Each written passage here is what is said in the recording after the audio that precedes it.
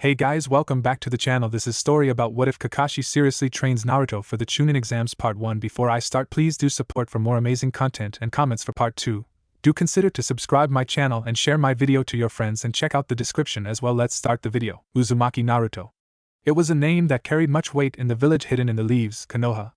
It was not respected but feared, spoken as if it belonged to some particularly evil person or vile disease. An outsider would have been shocked to see that the owner of said name was merely a child. He was small for his age with sunshine blonde hair and sparkling blue eyes.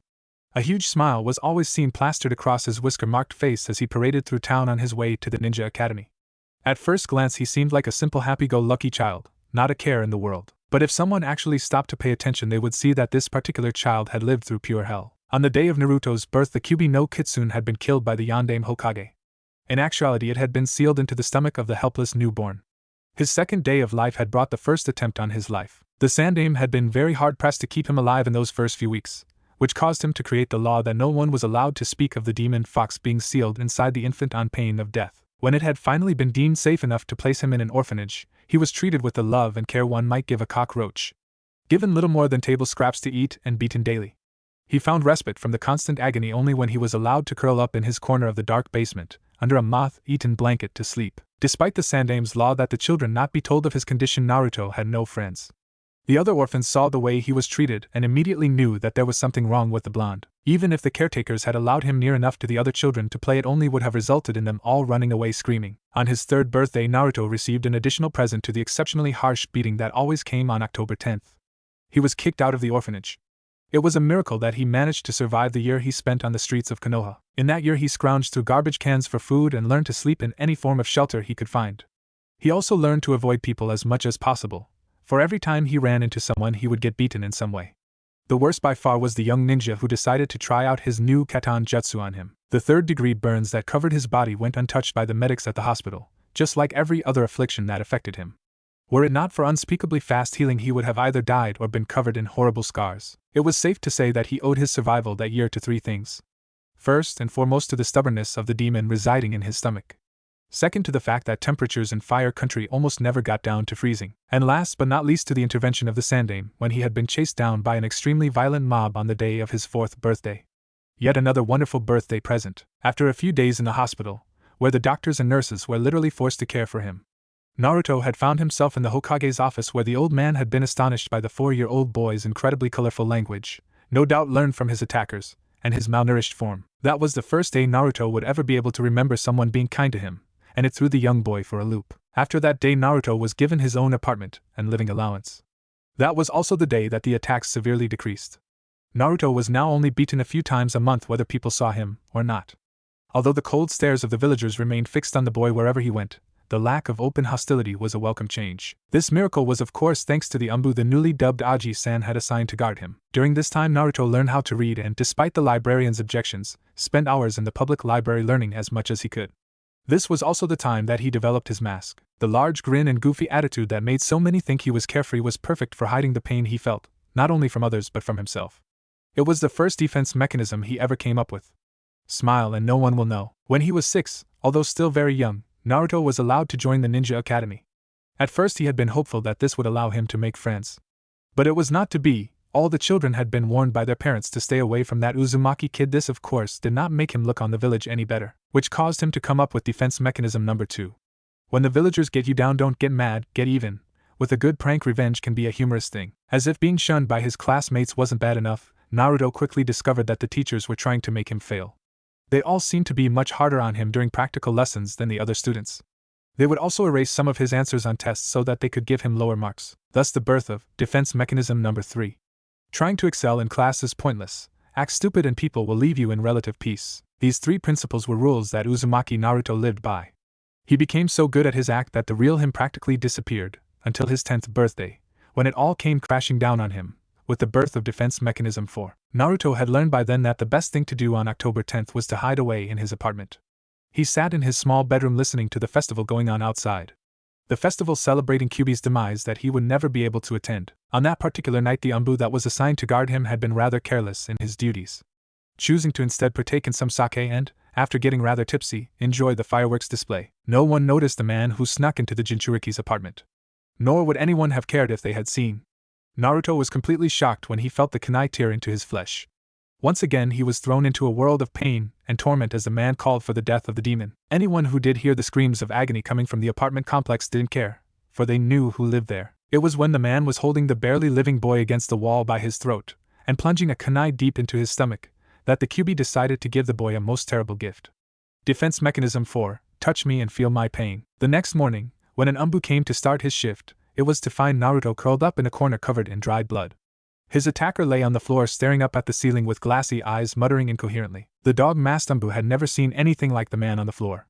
It was as if he had been placed in some terrible and powerful genjutsu. But there was no way the child cowering in the corner could be capable of such a feat. He stepped towards the young boy. Naruto, what happened here? Don't touch me. The Umbu was shocked by the normally cheerful boy's outburst. He reached out towards him. Give me your hand and I'll take you to see the Hokage. The boy shrank even further into the corner. Stay back, Naruto. I'm not going to hurt you. I don't want to hurt you too. The old Hokage sat at his desk wearily. Never before had he seen anything like it. Naruto's attacker seemed to have had a mental overload. It had taken Yamanaka Inoichi's special talents to bring the man out of his semi-comatose state, and even then he was a complete mess. He didn't even have to send the man to Ibiki to find out what had happened. As soon as he had seen Naruto, he fell to the floor in a quivering heap, admitting to everything he had done. The Sandaime could hardly blame him for his fear of the child this time. The Umbu, codename Inu, came into the office that morning with the man slung over his shoulder, young Naruto trailing behind him. It had taken Inu several minutes of promising not to touch the boy under any circumstances to get him to leave the tiny apartment. Even then Naruto had insisted on completely covering himself with a blanket. Hokage-sama, I found this man in Naruto's apartment this morning. Apparently he attacked the child, but I have no idea what's wrong with him now. I don't know how badly Naruto is hurt either. He won't let me near him. With that, Inu dropped the man onto the floor. The Sandaime looked into the man's eyes. He tried several things but did not get a reaction. Finally he had sent for Inoichi, as it was obviously a mental problem of some sort. Then he turned his attention to the 10-year-old boy. All right Naruto, let's see how bad it is this time. Naruto timidly let the blanket fall, revealing the dried blood that covered him. The Sandaime reached out for the boy, who quickly flinched away, but not fast enough. The old man's fingers brushed against his skin.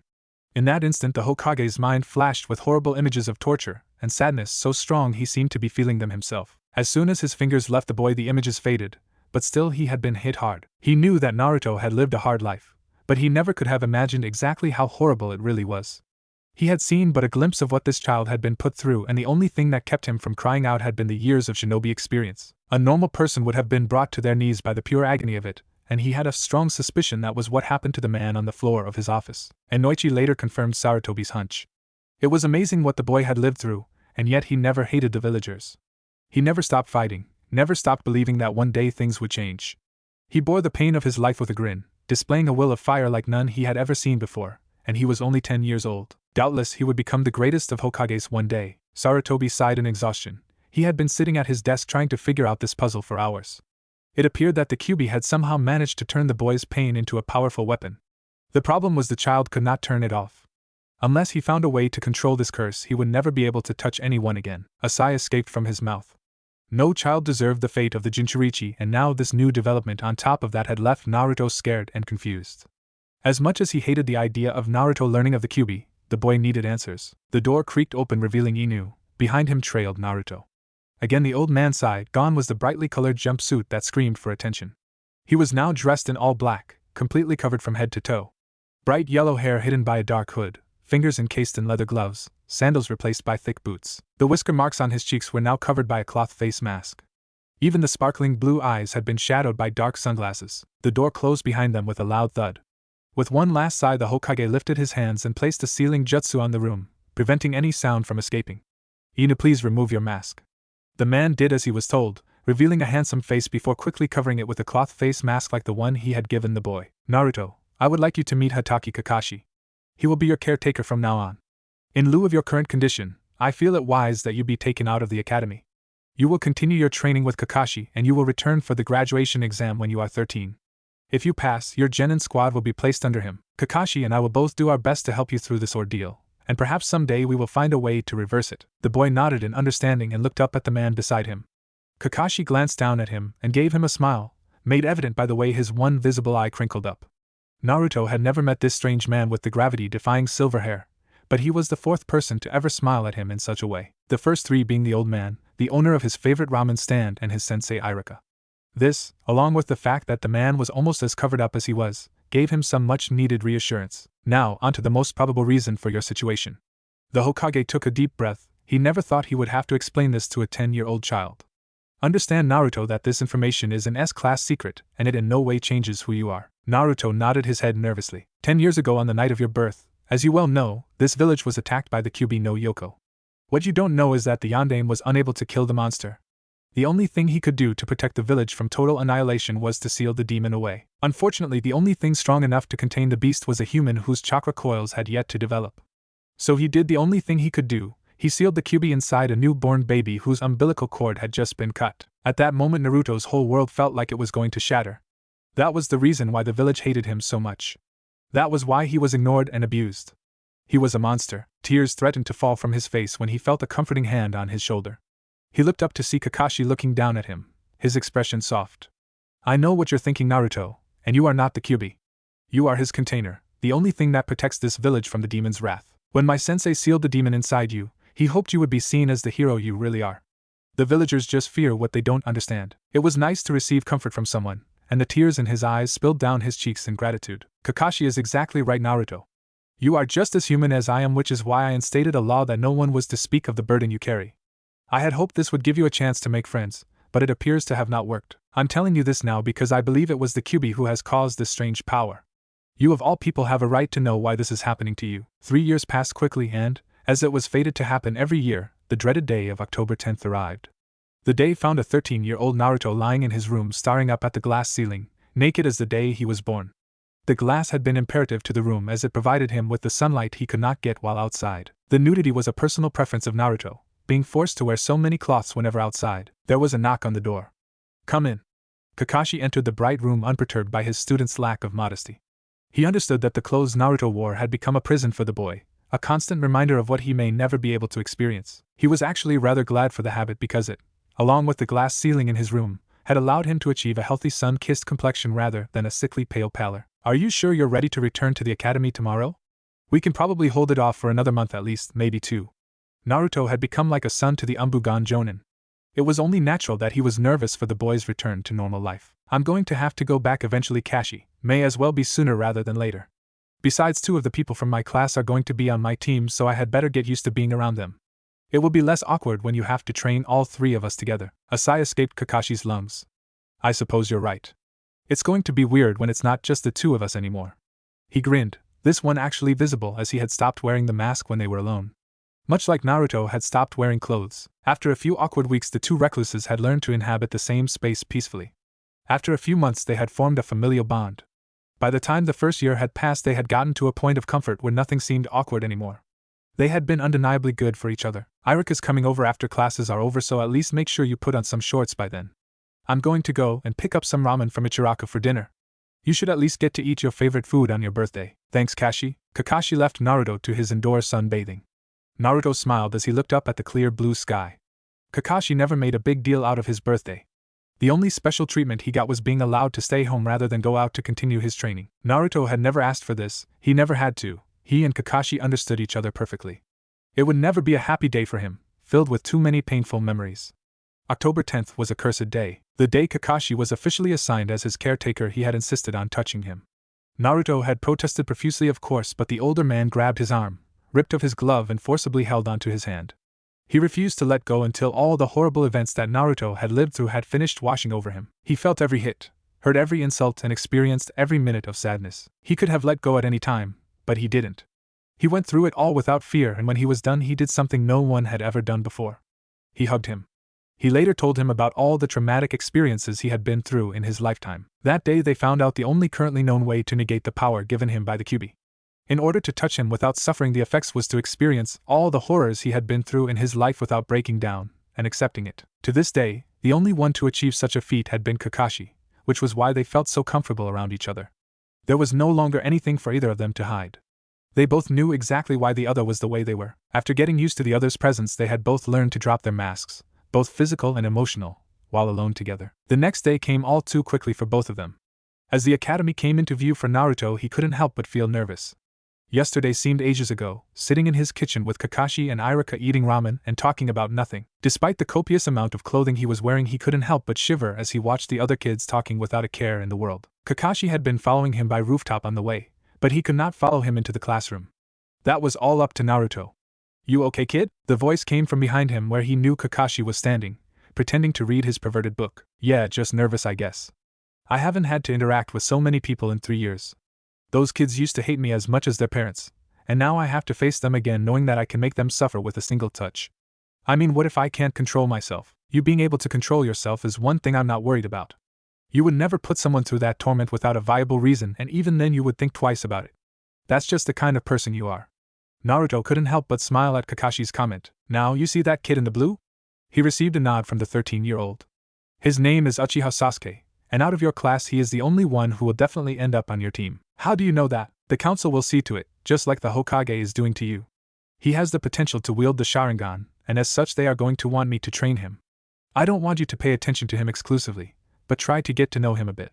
It may make things easier in the long run." "I can do that." "Good. Now don't worry too much. I made sure that you were put in Irika's class again so that you would at least be around one friendly face. I also put some cup ramen in your lunch, but please eat the apple one pack too." The boy couldn't help but smirk at the older ninja, even though the man couldn't see it. "Yes, mommy." Kakashi didn't bother to mask the laugh that escaped him. Everyone in the village knew he tended to giggle while reading his smut. "Shut up and get to class, Gaki, or you'll be late. I'll be here when class lets out." "All right, I'll see you later, Kashi." As the kid began to jog towards the door, he heard a soft good luck Naru from his guardian. Then the man vanished. The people who managed to get close to Naruto in his short lifetime were few and far between. As such, each one was precious to him. Kakashi was like the father he never had. Tochi and Ayam were uncle and cousin. The Hokage took the place of grandfather.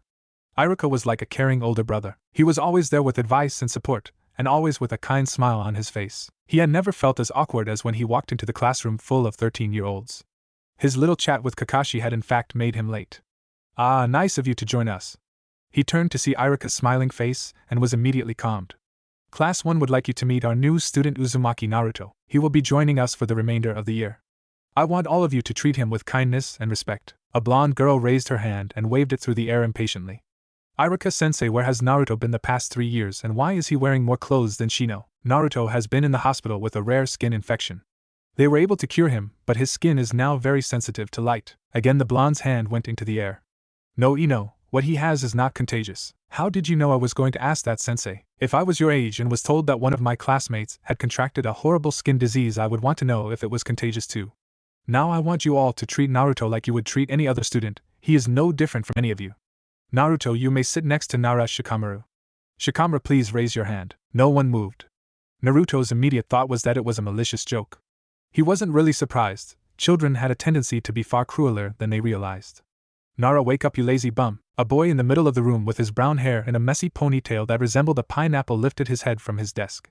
His eyes were visibly droopy with sleep and he yawned boredly. The first emotion Naruto felt was relief. He was not being mocked.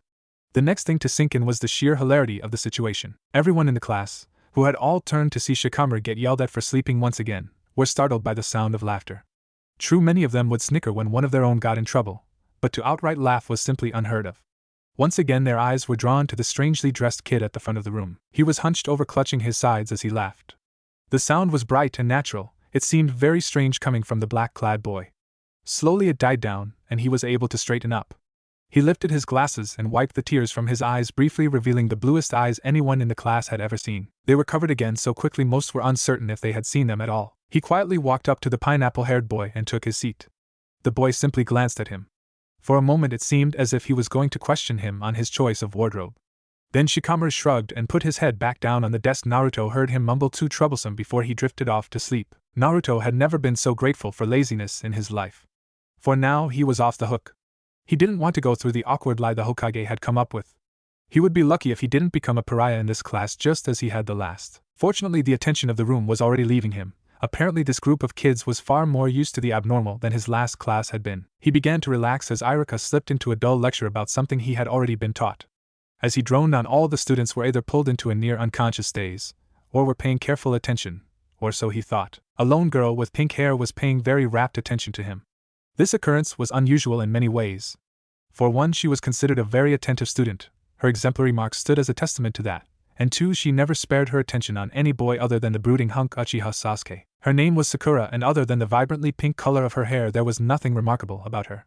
She was not considered beautiful, graceful, or exceptional. All those titles were held by her best friend turned rival Ino, and despite her constant screams that Ino would never get Sasuke, there was secretly no doubt in her mind that the platinum blonde would win. She was after all a very plain girl. Her brains were the only thing she had going for her, and she worked hard hoping that, if she were smart enough, Sasuke would look her way. As such, she always paid attention in class and studied more than any of her peers. So why was she jeopardizing her perfect grade point average on this weirdo in black? He was completely covered from head to toe, so she couldn't be staring because he was cute. Sure, the outfit was weird, but Shino wore almost as much clothing and sent off a far more powerful "I'm creepy" vibe. Sure, he was mysterious, but so was Sasuke, and he was far more pleasing to the eye than this Naruto person. She supposed that she could pin her interest down to 2 things. First was his laugh. It had been warm and joyous, as if nothing could bring him down. It seemed so natural, and yet she got the feeling that he didn't have much occasion to really use it. Second had been his eyes. She had only seen them for a second. He had replaced his glasses so quickly, but she was sure she had seen them. They were the most beautiful pure blue she had ever seen. It was a crime that such eyes belonged to a boy, and an even bigger crime that he covered them up. She stared at him intently through the whole lecture and was quite perturbed that she had missed the entire lesson. Praying it had just been a review on past materials, she pulled out her bento box. As she ate her homemade meal, her eyes once again traveled to the weird new kid. So, you giving up on Sasuke and going for the new kid forehead? Sakura's eye twitched with irritation. I don't know what you're talking about, Ino pig. The blonde snorted in a very unladylike way, not realizing that the sound only reinforced the insult. The idea of you being with a god like Sasuke is laughable, but Mr. Skin Disease over there seems right up your alley. Sakura noticed the boy tense, the ramen-laden chopsticks in his hand freezing halfway to his mouth. Shut up, Ino. I think he can hear us. What, you don't want me to broadcast your new crush? Sakura had never felt so irritated with her one-time best friend. Was the blonde really that shallow? First of all, Ino pig, I do not have a crush on Naruto. Second, don't talk about his condition like that. It's not his fault he got sick, and we should not hold that against him. Ino gave a huff at being called insensitive. I don't see you running up to be his friend forehead. The scrape of the chair as Sakura stood was deafening. She gave Ino a defiant glare and marched down the steps toward Naruto's row. Naruto was shocked when the pretty pink-haired girl had stopped in front of him. He knew that she was one of the girls that had been talking about him, but he never imagined either would approach him. She smiled brightly, her green eyes twinkling as she stuck out her hand. Hi, my name is Haruno Sakura. Welcome to our class. Naruto hesitantly reached out and took her hand, shaking it lightly. He couldn't help but smile at the look of relief on her face. Thank you, Sakura-chan. You have no idea how much you doing that means to me. The months before the Genin exam went by quickly. Things at school were surprisingly good. Sure, he still got picked on and avoided by most of the class, but he did have a few friends. These included Nara Shikamaru, Akamichi Chuji, and Inuzuka Kiba, none of whom cared what people said about him. He spent his days with them cloud-gazing, eating snacks and playing pranks, 3 of his favorite things.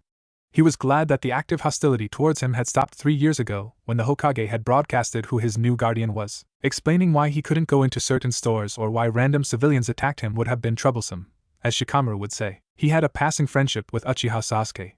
He was arrogant and rather depressing for Naruto's tastes, but that was to be expected, and he was fun to tease.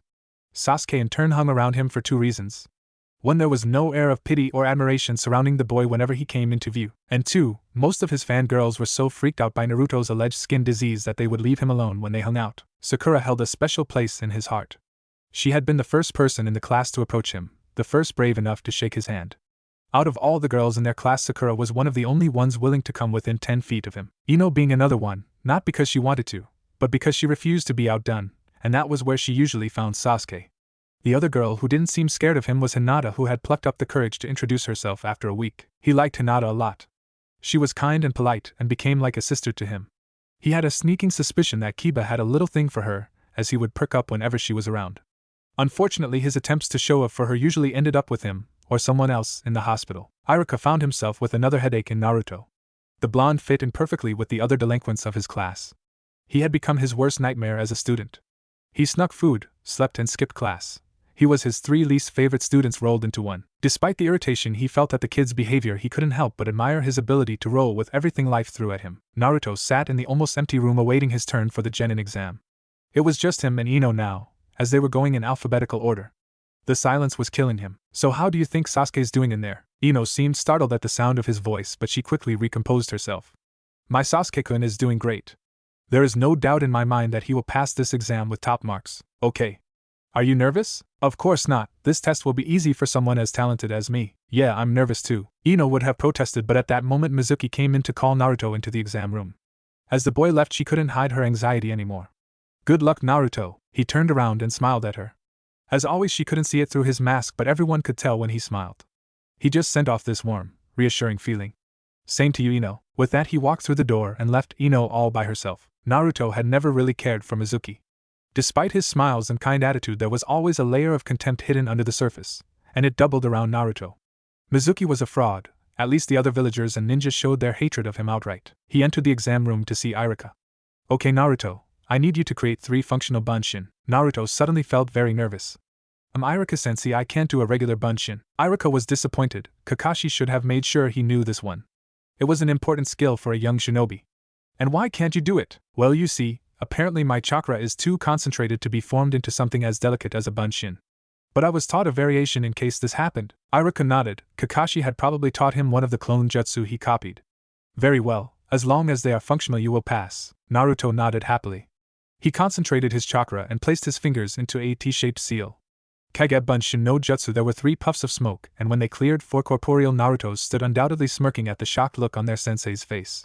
Kakashi says that as I get better with my control there will be less smoke. Irika was speechless, not only because of what Naruto had done but because Kakashi had the gall to teach a 13-year-old a forbidden technique.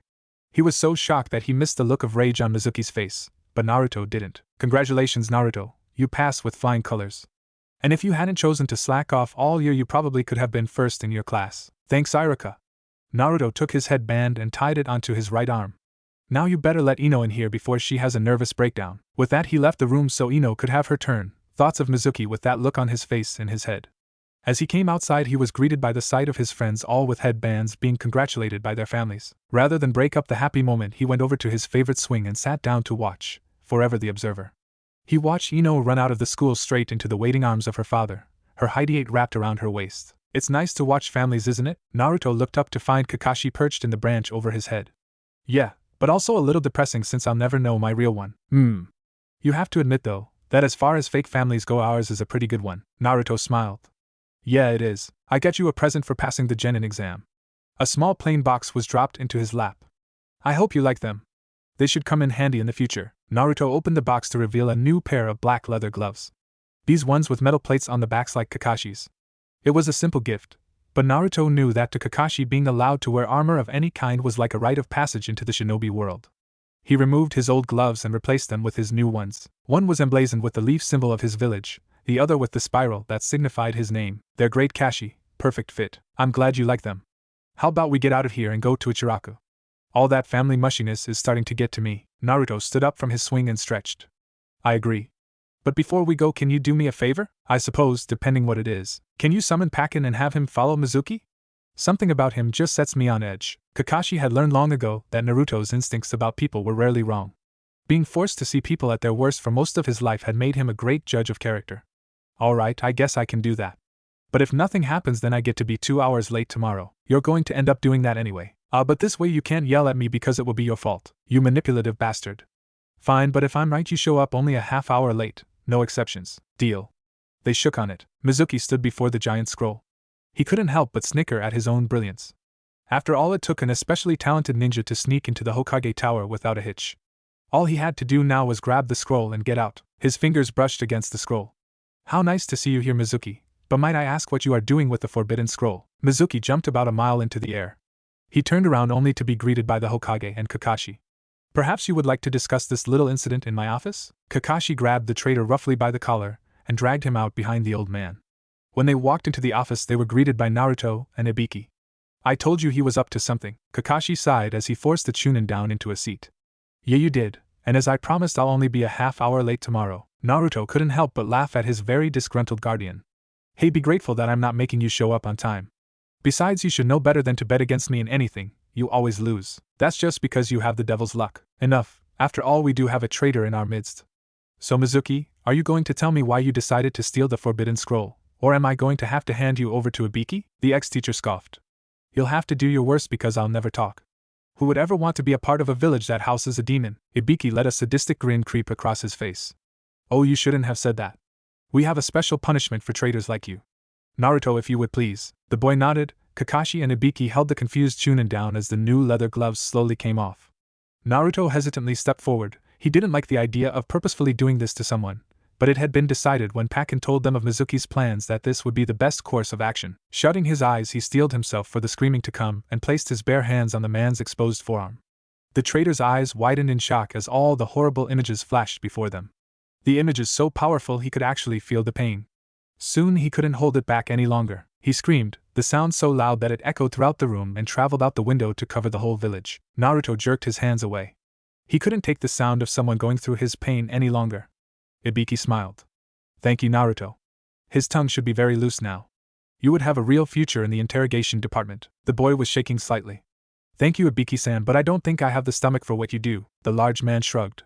Very few people do, kid, and I think that speaks well of them. Thank you for your assistance, Naruto. Both you and Kakashi will be receiving A-rank pay for this. The Hokage gestured for Ibiki to leave with the prisoner. I will inform you both of the situation after the team assignments tomorrow. And by the way, congratulations on passing the exam, Naruto. Naruto watched as Mizuki was dragged bodily out of the room for questioning.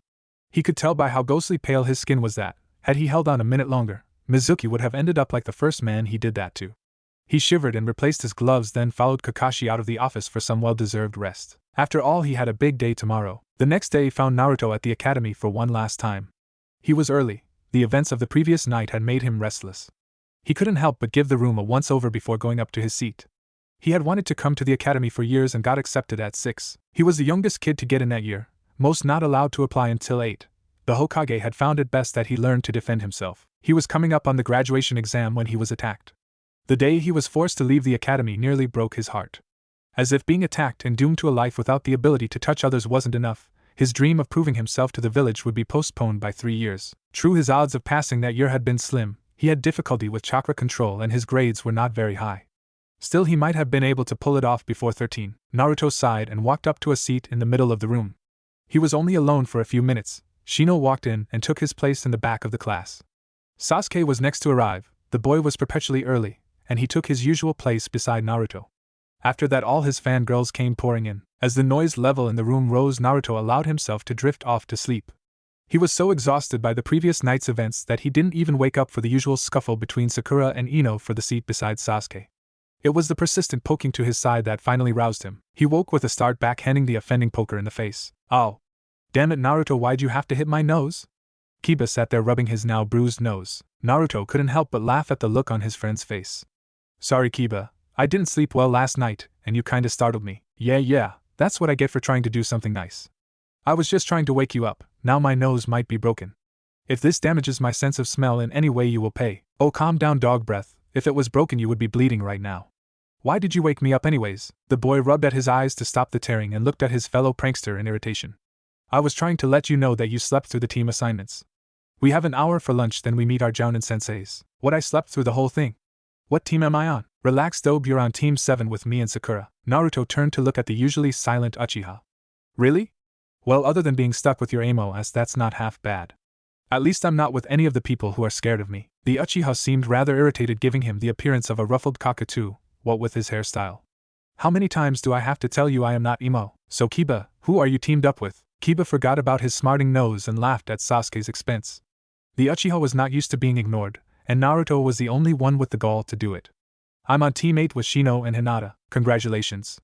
Maybe if you're around her more, you'll stop making such a fool of yourself whenever she comes within eyeshot. I do not make a fool of myself. Yes, you do. The dog on Kiba's head barked and wagged his tail. See, even Akamaru agrees with me. Kiba slumped into his chair, drumming his fingers. He grumbled something that sounded suspiciously like traitor. As Kiba continued to sulk, Naruto took in the rest of the people in the room. Sasuke still seemed irritated with being ignored and had decided to deal with it by brooding as usual. This of course caused lots of girls to stare at him with stars in their eyes like always. His two most avid fangirls, however, were occupied in another heated argument. Apparently Ino was very upset with being stuck with Chuji and Shikamaru. She was also jealous of Sakura for scoring a team with Sasuke on it. Everything was perfect. He was on a team with two people that weren't afraid of him. Both also had the potential to become really good friends. If Sakura grew out of her fangirldom and Sasuke got over his Avenger complex, they could probably be a really good team. As it was, they would probably be able to work together pretty well, which he knew would be pivotal for Kakashi. Team 7 had seen all the other teams walk out with their senseis. Sasuke was continuing to brood while Sakura got more and more irritable as she watched the seconds tick by on the clock.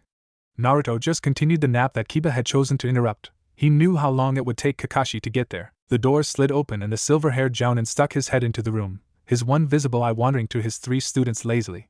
"You're late!" the pink-haired kunoichi screamed. The dulcet tones of a banshee.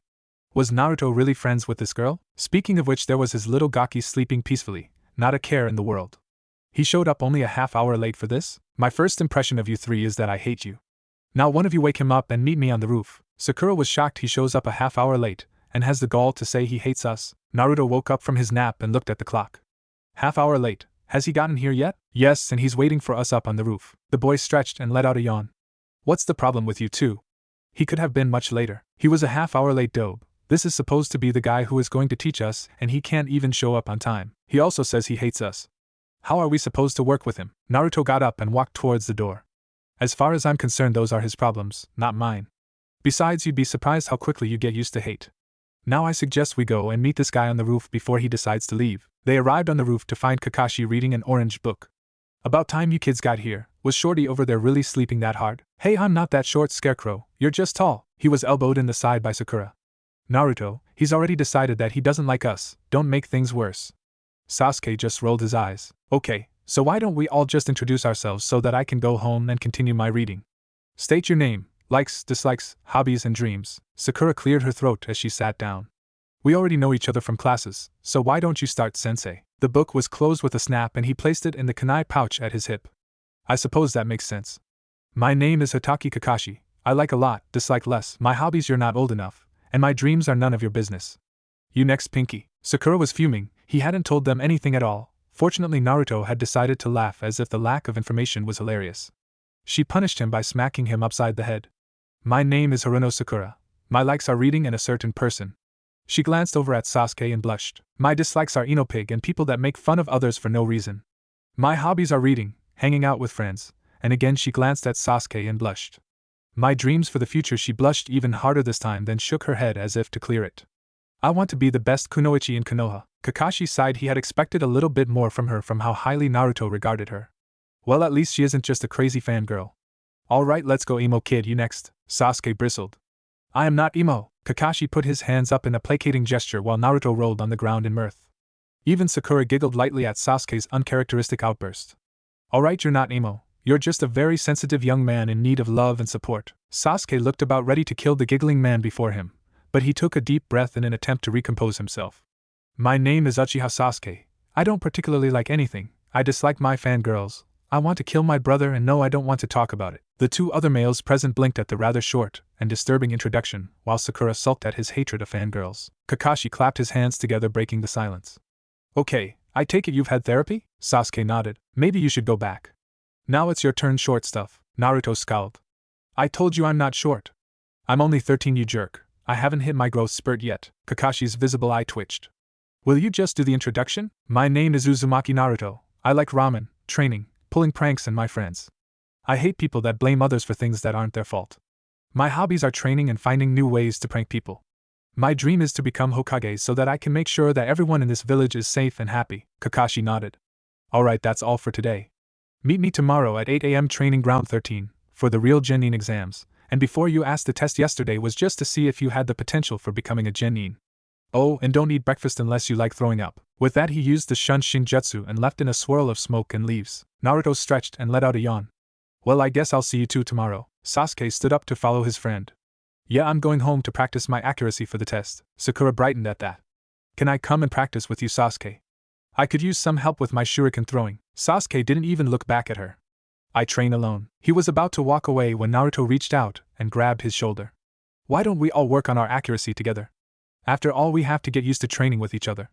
Who knows, maybe getting used to working as a team will come in handy for tomorrow's test. Sasuke shrugged.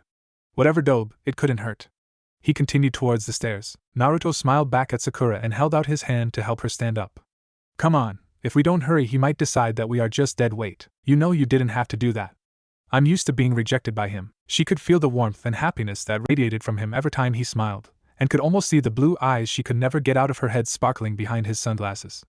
I know, but this way works out the best for all three of us. He received a smile in return for his kindness and understanding, and they followed after their teammate. So, where have you been all afternoon? He had made it back to the house around dusk to find Kakashi sitting at the table reading his porn. Dinner was already laid out, but unfortunately there was no ramen in sight. Kakashi had made teriyaki chicken, and as weird as it was, his meals were always good. He sat down and helped himself to chicken and mixed vegetables. I was out practicing accuracy with Sakura and Sasuke. Oh good, that means if I pass you three tomorrow I won't have to pound teamwork into your heads. Well, you won't have to do it to Sakura and me, but Sasuke could use a little pounding. Naruto shoveled some food into his mouth. This is good for not being ramen, by the way. I'm glad you approve of my non-ramen meal. So why do you think Sakura will be easier to work with? She seemed like one of those pain-in-the-ass fangirls to me. There's more to Sakura than first meets the eye.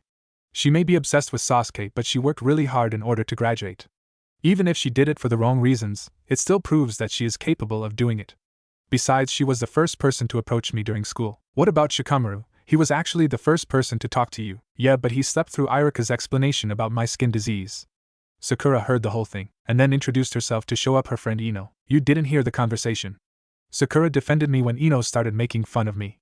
Just trust me when I say there is a lot more to Sakura than what first meets the eye. I think she'll surprise you. Kakashi was very tempted to bet on it, but his last loss was still too fresh on his mind. He had to learn to stop betting against Naruto. His character judgments were fantastic, and he was the best card shark Kakashi had ever seen. While the Jounin was lost in La La Land, Naruto had finished his meal. So, you want to tell me what tomorrow's test is? Kakashi smirked.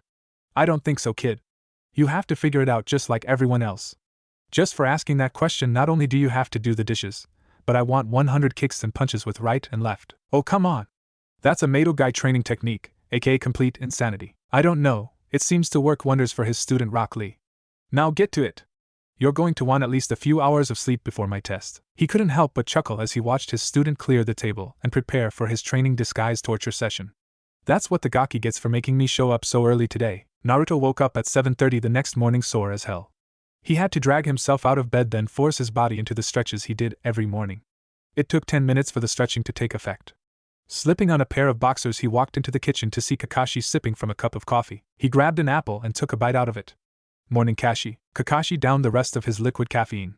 Did you forget what I said about eating breakfast yesterday? The blonde looked him right in the eye as he took another bite. Nope. I just choose not to listen. Breakfast is the most important meal of the day, and I don't trust you, especially when it comes to one of your tests. Kakashi shrugged. Suit yourself.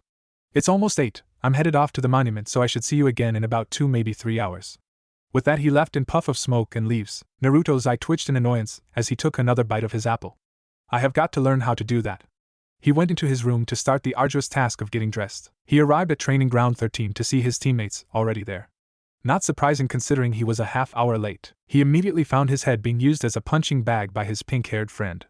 Where the hell have you been? If our sensei had shown up before you, then you would have been in so much trouble. Naruto stood up, rubbing his head. I was training last night and didn't wake up until a half-hour ago. It takes a while to put on all these clothes, and I had to eat breakfast. Sasuke scowled. Kakashi-sensei told us not to eat breakfast. Naruto watched Sakura nod vigorously at her crush's statement, making him sigh. I had a feeling you two would fall for that, which is why I brought fruit with me. It's not a good idea to skip breakfast. An empty stomach makes you weaker. The two could not really deny what Naruto said, and it was made 10 times harder when the fruit was right in front of them. Sasuke was the first one to give in, grabbing a pear from the pile and taking a huge bite. Sakura, of course, followed suit soon after. When they had polished off the food, Naruto couldn't help but smile. Wow, you two have next to no willpower. Sasuke immediately frowned. You didn't really eat breakfast, did you? I can't believe I fell for all your teamwork crap. Naruto immediately started laughing. Do you immediately turn everything into a shot against you? Do you really think I'm going to trick you two into something that could make us fail this test? We are a 3-man team. It's best that we work together. As usual, when Naruto teased him, Sasuke began looking for another accusation. Well, you said that you overslept because of training last night. We didn't do enough to make you that tired, especially with all the sleep you got in class. You worked without us and now you're lecturing us on teamwork. The boy simply could not take a joke. Every little thing was a transgression against him. Naruto sighed in irritation. For your information, I was being punished by my guardian for talking back. I had to do the dishes and then 100 punches and kicks. Only my friend Lee ever does that willingly. Sasuke's jaw dropped. Someone does that by choice? Naruto smirked. No, he usually does a lot more. Both of his friends' jaws dropped at the insanity of the taijutsu specialist.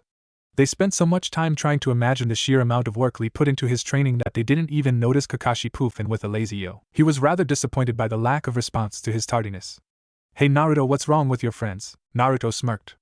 I just told them about the cruel and unusual punishment that I was put through by a certain someone, who shall remain nameless.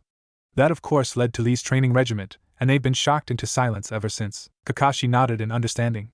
Say no more. All right you two, that's enough gawking over the workaholic that is Guy's clone. We have a Chunin exam to get to. He was pleased to see that both were looking at him attentively now. The idea of this test is to get one of these 2 bells before the timer goes off at noon. Sakura raised her hand. But there are 3 of us, sensei. Kakashi's eye crinkled up in a smile. Nice of you to notice, Sakura.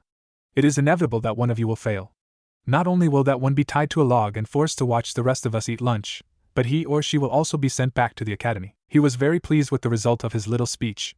Sakura looked frightened, Sasuke had a cold determination in his eyes, and Naruto looked both shocked and confused. Sasuke was the first to speak up. So that's why you didn't want us to eat breakfast? So that it would be harder for us to concentrate. Again Kakashi smiled. Exactly, it adds a little bit more flair when you are fighting for your stomach as well as your future. Sakura couldn't help but smile. So it's a good thing that Naruto didn't listen to you. Kakashi looked confused. Why is she smiling about that? I know Naruto didn't listen to me, but surely what do you mean by that? Sasuke smirked openly. The beginning of the test, and already they had one up on their sensei thanks to the supposed dope of the class. She means that when Naruto decided not to listen to you, he thought of us too. Had you been on time, we wouldn't have had time to eat the fruit he brought us. Kakashi had never been so irritated with or proud of the blonde. You little brat. You have just made it onto my list. He only got what he knew was a cheeky grin from the kid. Naruto knew that Kakashi meant it as both a warning and a compliment. Alright you little brats, here's the deal. If you want one of these bells, you better come at me with everything you've got. You have no chance at getting near me if you don't come at me with the intent to kill. I have absolutely no qualms sending all your little asses back to the academy. After all, I've done it many times before. He felt better now that he had gotten their attention and respect back. Even without lunch at stake, they would still fight tooth and nail to stay out of the academy. Your test begins now. With that, all 3 of them leapt off into the surrounding forest to hide. He couldn't help but notice the thoughtful expression on Naruto's face as he ran by. Looks like Naruto is going to be the wild card of this group. Sasuke's too arrogant to figure it out, and as smart as Sakura is, she will be thinking of herself. He has already looked underneath my tricks once today, he might be able to see under the rest. He rummaged in his pouch and pulled out one of his favorite books. Ika Paradise. Naruto crouched near the tops of one of the trees. His mind was going haywire. What are you trying to get us to do, Kashi?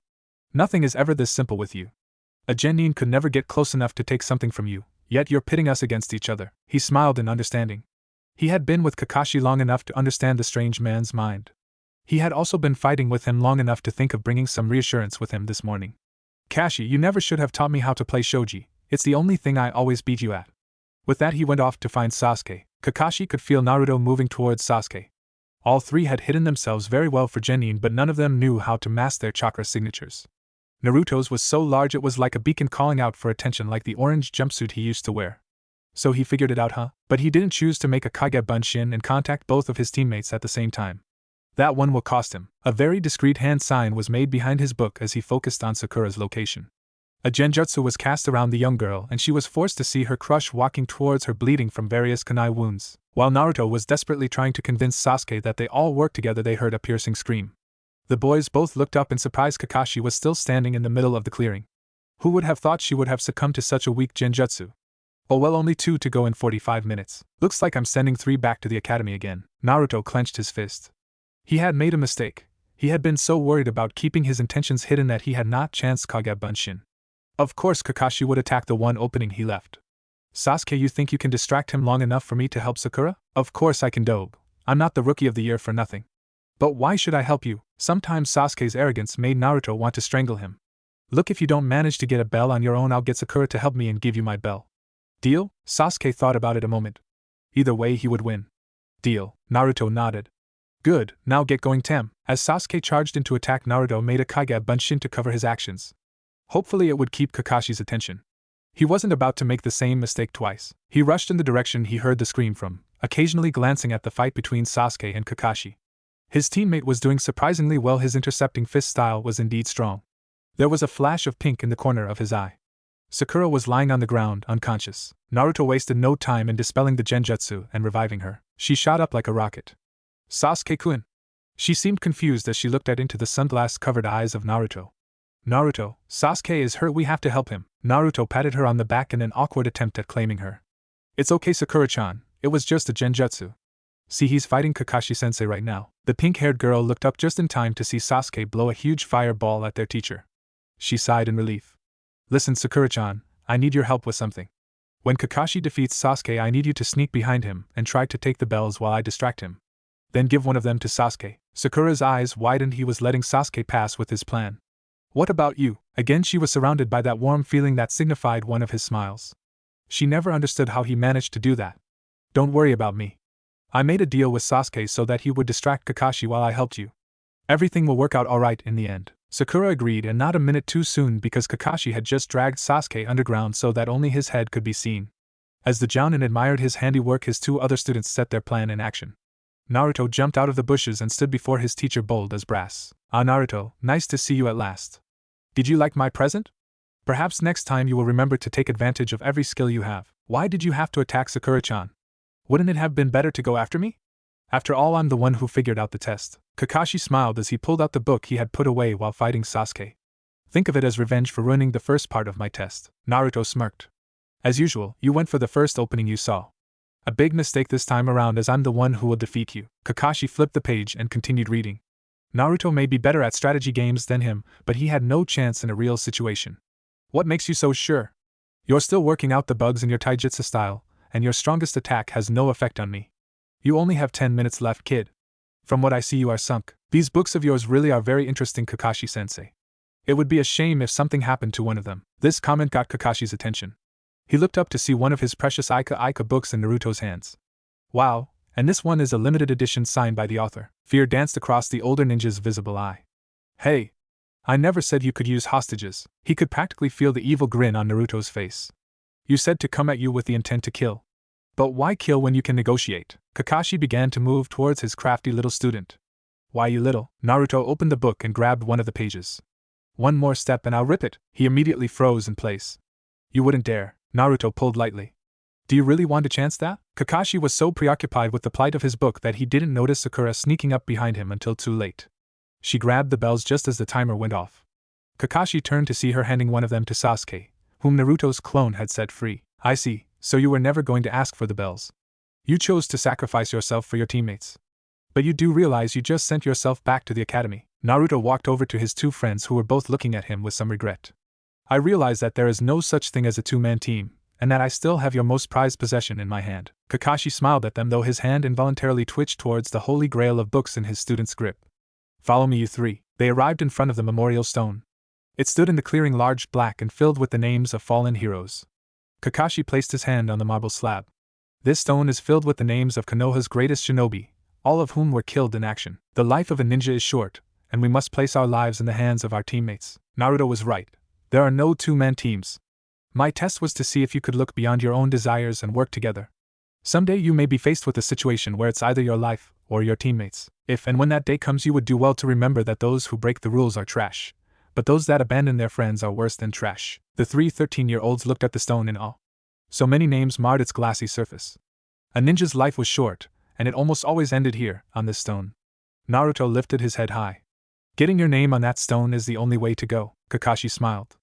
Naruto was the one to figure out the test and get you two to help him. Even if it took a little more persuasion than it should have, I am happy to say that because of him you three have become the first team I have ever passed. All three brightened considerably. Sakura smiled happily. So Naruto isn't going back to the academy? Kakashi smiled down at her. It was nice to see that she really did care about the well-being of his charge. No, he isn't. In fact, it is easy to say that out of you three he performed the best. Not only did he figure out the test, but he found out a non-confrontational way to settle the situation. Sakura beamed at the friend she had thought would be leaving. Sasuke was a bit perturbed that the dobe had managed to do better than him, but happy he would be staying nonetheless. Speaking of non-confrontational, can I have my book back, please? That effectively broke the moment. Sakura and Sasuke were shocked at how easily their sensei had been brought down. Naruto sighed and handed over the, for lack of a better word, book. Fine. I don't know how you stomach that garbage. Kakashi sniffed in indignation as he double-checked his precious book for damage. It's not garbage, it is a literary masterpiece that you are simply too young to appreciate. Naruto looked at him in irritation. Keep telling yourself that, perv. I'm going home to eat. I shouldn't take my mask off outside. As the other three watched him go, he got an evil idea. He was going to get Naruto back for endangering his pawn. Come on you two, let's eat. As his students were busy eating their bento lunches, he wrote out something on 2 pieces of paper and grinned at his idea. Sure, it would mean that he couldn't be late tomorrow, but it would be worth it. Okay you two. Meet me at my place tomorrow at 8 a.m. for your first mission as Team 7. He handed them each a slip of paper. Here's my address, I'll tell Naruto later, and remember, don't be late. He ran off, giggling evilly. Naruto would pay for his trick today. Oh yes, he would. Naruto had woken up the next morning to the sun streaming through the glass ceiling. It was 7:30 again. As he did his stretches, he couldn't help but wonder why he always woke up at 7:30. It was like he had some evil internal clock that had a 7:30 fetish. Kakashi hadn't talked to him at all after the test yesterday, still upset about the endangerment of his most prized possession. Naruto was just glad that he hadn't made him do the guy-inspired workout again. He pulled on some boxers and walked into the kitchen to find Kakashi nursing his usual cup of coffee. The man looked up and smiled at him. Good morning, Naru. Ready for your first day as a real ninja? YouTube reference very much intended. Naruto smiled back. As ready as I'll ever be. It's nice to see you're not holding a grudge for yesterday anymore. Kakashi returned to his cup. He was indeed in a much better mood than last night. His revenge was close at hand, and Naruto had decided to wear his favorite pair of boxers and kill me orange. He had trouble keeping his eye off the clock as 8 drew nearer, his prey oblivious as he ate breakfast. The doorbell rang. Only years of practice kept Kakashi from letting an evil cackle escape as he pulled up his mask. Irika said he was going to drop by to see you before classes this morning. Can you go and let him in? The young boy downed the rest of his orange juice before getting up with a nod. He walked down the hall, running his fingers through his already messy blonde tresses. Kakashi waited patiently as he heard the doorknob turn. Naruto stood in the doorway wearing nothing but his orange boxers in front of his 2 teammates. Sasuke looked genuinely confused while Sakura blushed terribly. The door slammed shut in their faces. Inside they could hear someone shouting out more curse words than either of them ever knew existed, while another person giggled uncontrollably. Another door slammed shut inside. The front door opened yet again to reveal a still laughing Kakashi. Come on in you two. Naruto should be here in a few minutes. The two sat down at the kitchen table, Sasuke still confused and Sakura still embarrassed. Never before had she seen a boy in so little clothing, and she couldn't help but let her thoughts freeze on that moment in time. He had been perfect, a child Adonis with messy hair yellow as the sun and eyes bluer than the sky. He had been muscular for his age, and though he was short, his skin was almost perfect, a nice even tan with not a scar or blemish in sight. The only mars to his complexion were the 6 whisker-like markings on his cheeks, and even those seemed adorable. Sakura was shaken from her memory by the voice of her crush. Who the hell was the naked guy? Kakashi's chuckles came back full force. That was my housemate. I didn't tell him you were coming this morning, so I decided to play a trick on him. He's not much of a people person. What idiot answers the door in his underwear? I had told him it was someone he knew. Once you get under all his layers, he really knows no shame. Sasuke continued grumbling about the blonde's stupidity. Sakura was currently comparing her crush to the boy he was berating. Somehow his insults made her angry. She couldn't help but notice that the 2 boys were complete opposites. Sasuke's hair was dark and sleek and had a certain amount of style, whereas the mystery boy was blonder than Ino with a wild, carefree look. Sasuke was pale and his eyes cold and dark. The other boy was tan with eyes that sparkled with life. If Sasuke was like the moon, that boy was the sun. It took a while for her to realize that her thoughts were not only repeating, but she was actually favoring a stranger over her crush. Before she could begin to berate herself, though, a knock sounded on the door, and it opened. She turned to see Naruto popping his head into the house. Hey everybody, sorry I'm late. My guardian decided to play a nasty prank on me this morning. Kakashi smiled innocently. Oh, what kind of prank? Naruto's teammates had never seen the boy more irritable than he was right now. Let's just say he screwed with my morning routine, and he should watch his back because I will get payback. Kakashi smiled at him. Now Naruto, revenge isn't a healthy thing. You don't want to end up emo like Sasuke. I'm not emo. Naruto rolled his eyes. You're emo, Sasuke, get over it. And as for you, Kakashi, if I'm not emo yet, there is nothing in this world that can bring me down. Believe it. Kakashi's eye widened in shock. He pointed at Naruto in accusation. Don't you dare say that ever again. You know I hate that. It reminds me of Guy. Naruto began to laugh. Ha ha ha ha ha ha. I don't care how much you hate it, Kakashi. Believe it, Kakashi cringed. Stop it, believe it, believe it. Ha ha. Naruto began to run around the room as Kakashi gave chase. Shut up, you little brat. He almost snatched the boy, but he leapt into the air, flipped, and kicked off the ceiling to get behind him, running out the door laughing hysterically. Nice try, Kakashi-sensei. See you at Hokage Gigi's office. With that said, he ran off into the distance. Kakashi screamed out the open door at the top of his lungs. If you start wearing green spandex, I refuse to teach you anything. They could still hear the boy's laughter fading off into the distance. Kakashi sighed in defeat and turned towards his two other students, both of whom looked shocked and confused. Well, if there is one thing he gained from all those pranks he pulled, it was how to run away. The only way we'll find the little runt is if we go to the Hokage's office. Both nodded, still rather dumbfounded by the absurdity of the fight. They had been walking down the road for about a minute when something dawned on Sakura. Kakashi-sensei, why did Naruto call the Hokage old man? Kakashi glanced back at the pink-haired girl. After all that, the only thing she's wondering about is Naruto's gift for names? He sighed at how oblivious Genin could be. The Hokage has always taken care of Naruto, and so he is now seen as a grandfather figure. Couple that with Naruto's bad manners and lack of respect and you have Hokage Gigi. Sasuke scowled. And the Hokage actually lets him get away with it, Kakashi grinned. Naruto is difficult to hate once you get to know him, and Sandaime knows that being called Gigi is probably the most respect the boy would ever give anyone. He doesn't have any family, so to be considered part of the one he created for himself is the highest honor he could give someone. Plus the Hokage is rather old. Sasuke and Sakura face faulted. Yet again he had ruined a very good speech. He seemed incapable of being serious for long periods of time. They arrived at the Hokage's office to see Naruto sitting on the old man's desk as they both laughed. The old man looked up when they entered the room. Ah, Kakashi, nice to see you. Naruto just finished telling me about what happened at your house this morning. I never knew that guy scared you that much. Kakashi looked towards the corner of the room, keeping his composure. I don't know what you're talking about. Naruto turned his head towards the scarecrow, evil intent leaking off of him. There's that hip attitude again. Kakashi's cool attitude faltered at the sound of his adopted son's voice. He couldn't help the shiver that ran up his spine. Don't do that. It's creepy as hell, you little jackass. Naruto and the Hokage began laughing again at the copy ninja's expense. Kakashi pouted at the two. That's it, Naruto, I forbid you from seeing Guy ever again. Please, you know he's your best friend. After all, you two are eternal rivals. Again the Jounin pouted. Hokage-sama, he's making fun of me. The Hokage was laughing so hard that tears were leaking from his eyes. Oh, stop it, you two. I can't breath. The old man gasped for air. I love it when you two come to visit, it always brightens my day. Haha. So I take it that you four are here for your first mission? Kakashi went back into a relaxed pose as Naruto hopped off the desk and took his place next to his teammates. Yep, my first ever Genin team is ready for a mind-numbing stream of D-rank missions. The three behind him visibly slumped as the older men grinned. I would love to see how Naruto handles something he can't just skip out on. A scroll passed hands and Kakashi turned to his team. Let's get started on the mission. They spent the rest of the day pulling weeds, walking dogs and going shopping for little old ladies. They all went home tired and irritable, only to meet up at the training ground the next morning, wait 2 hours for their sensei, and start again. By the end of the month they had weeded 6 gardens, painted 2 houses and 4 fences, babysat 14 kids, walked 20 dogs, went shopping 12 times and chased down the daimyo's wife's cat more than any of them cared to remember. As they stood before the Hokage, covered in scratches watching the animal all of them wanted desperately to kill being hugged into submission by its owner, they all felt a certain amount of sick pleasure at its torment. After all, it served the creature right. At first they had all felt sorry for the cat, but after what it put them through, it deserved its punishment. The Sandaime was flipping through his papers to find a suitable torture session for one of his favorite teams. Okay, there's a woman who needs you to plant some flowers for her. No! Everyone looked at Naruto, who was visibly shaking with anger.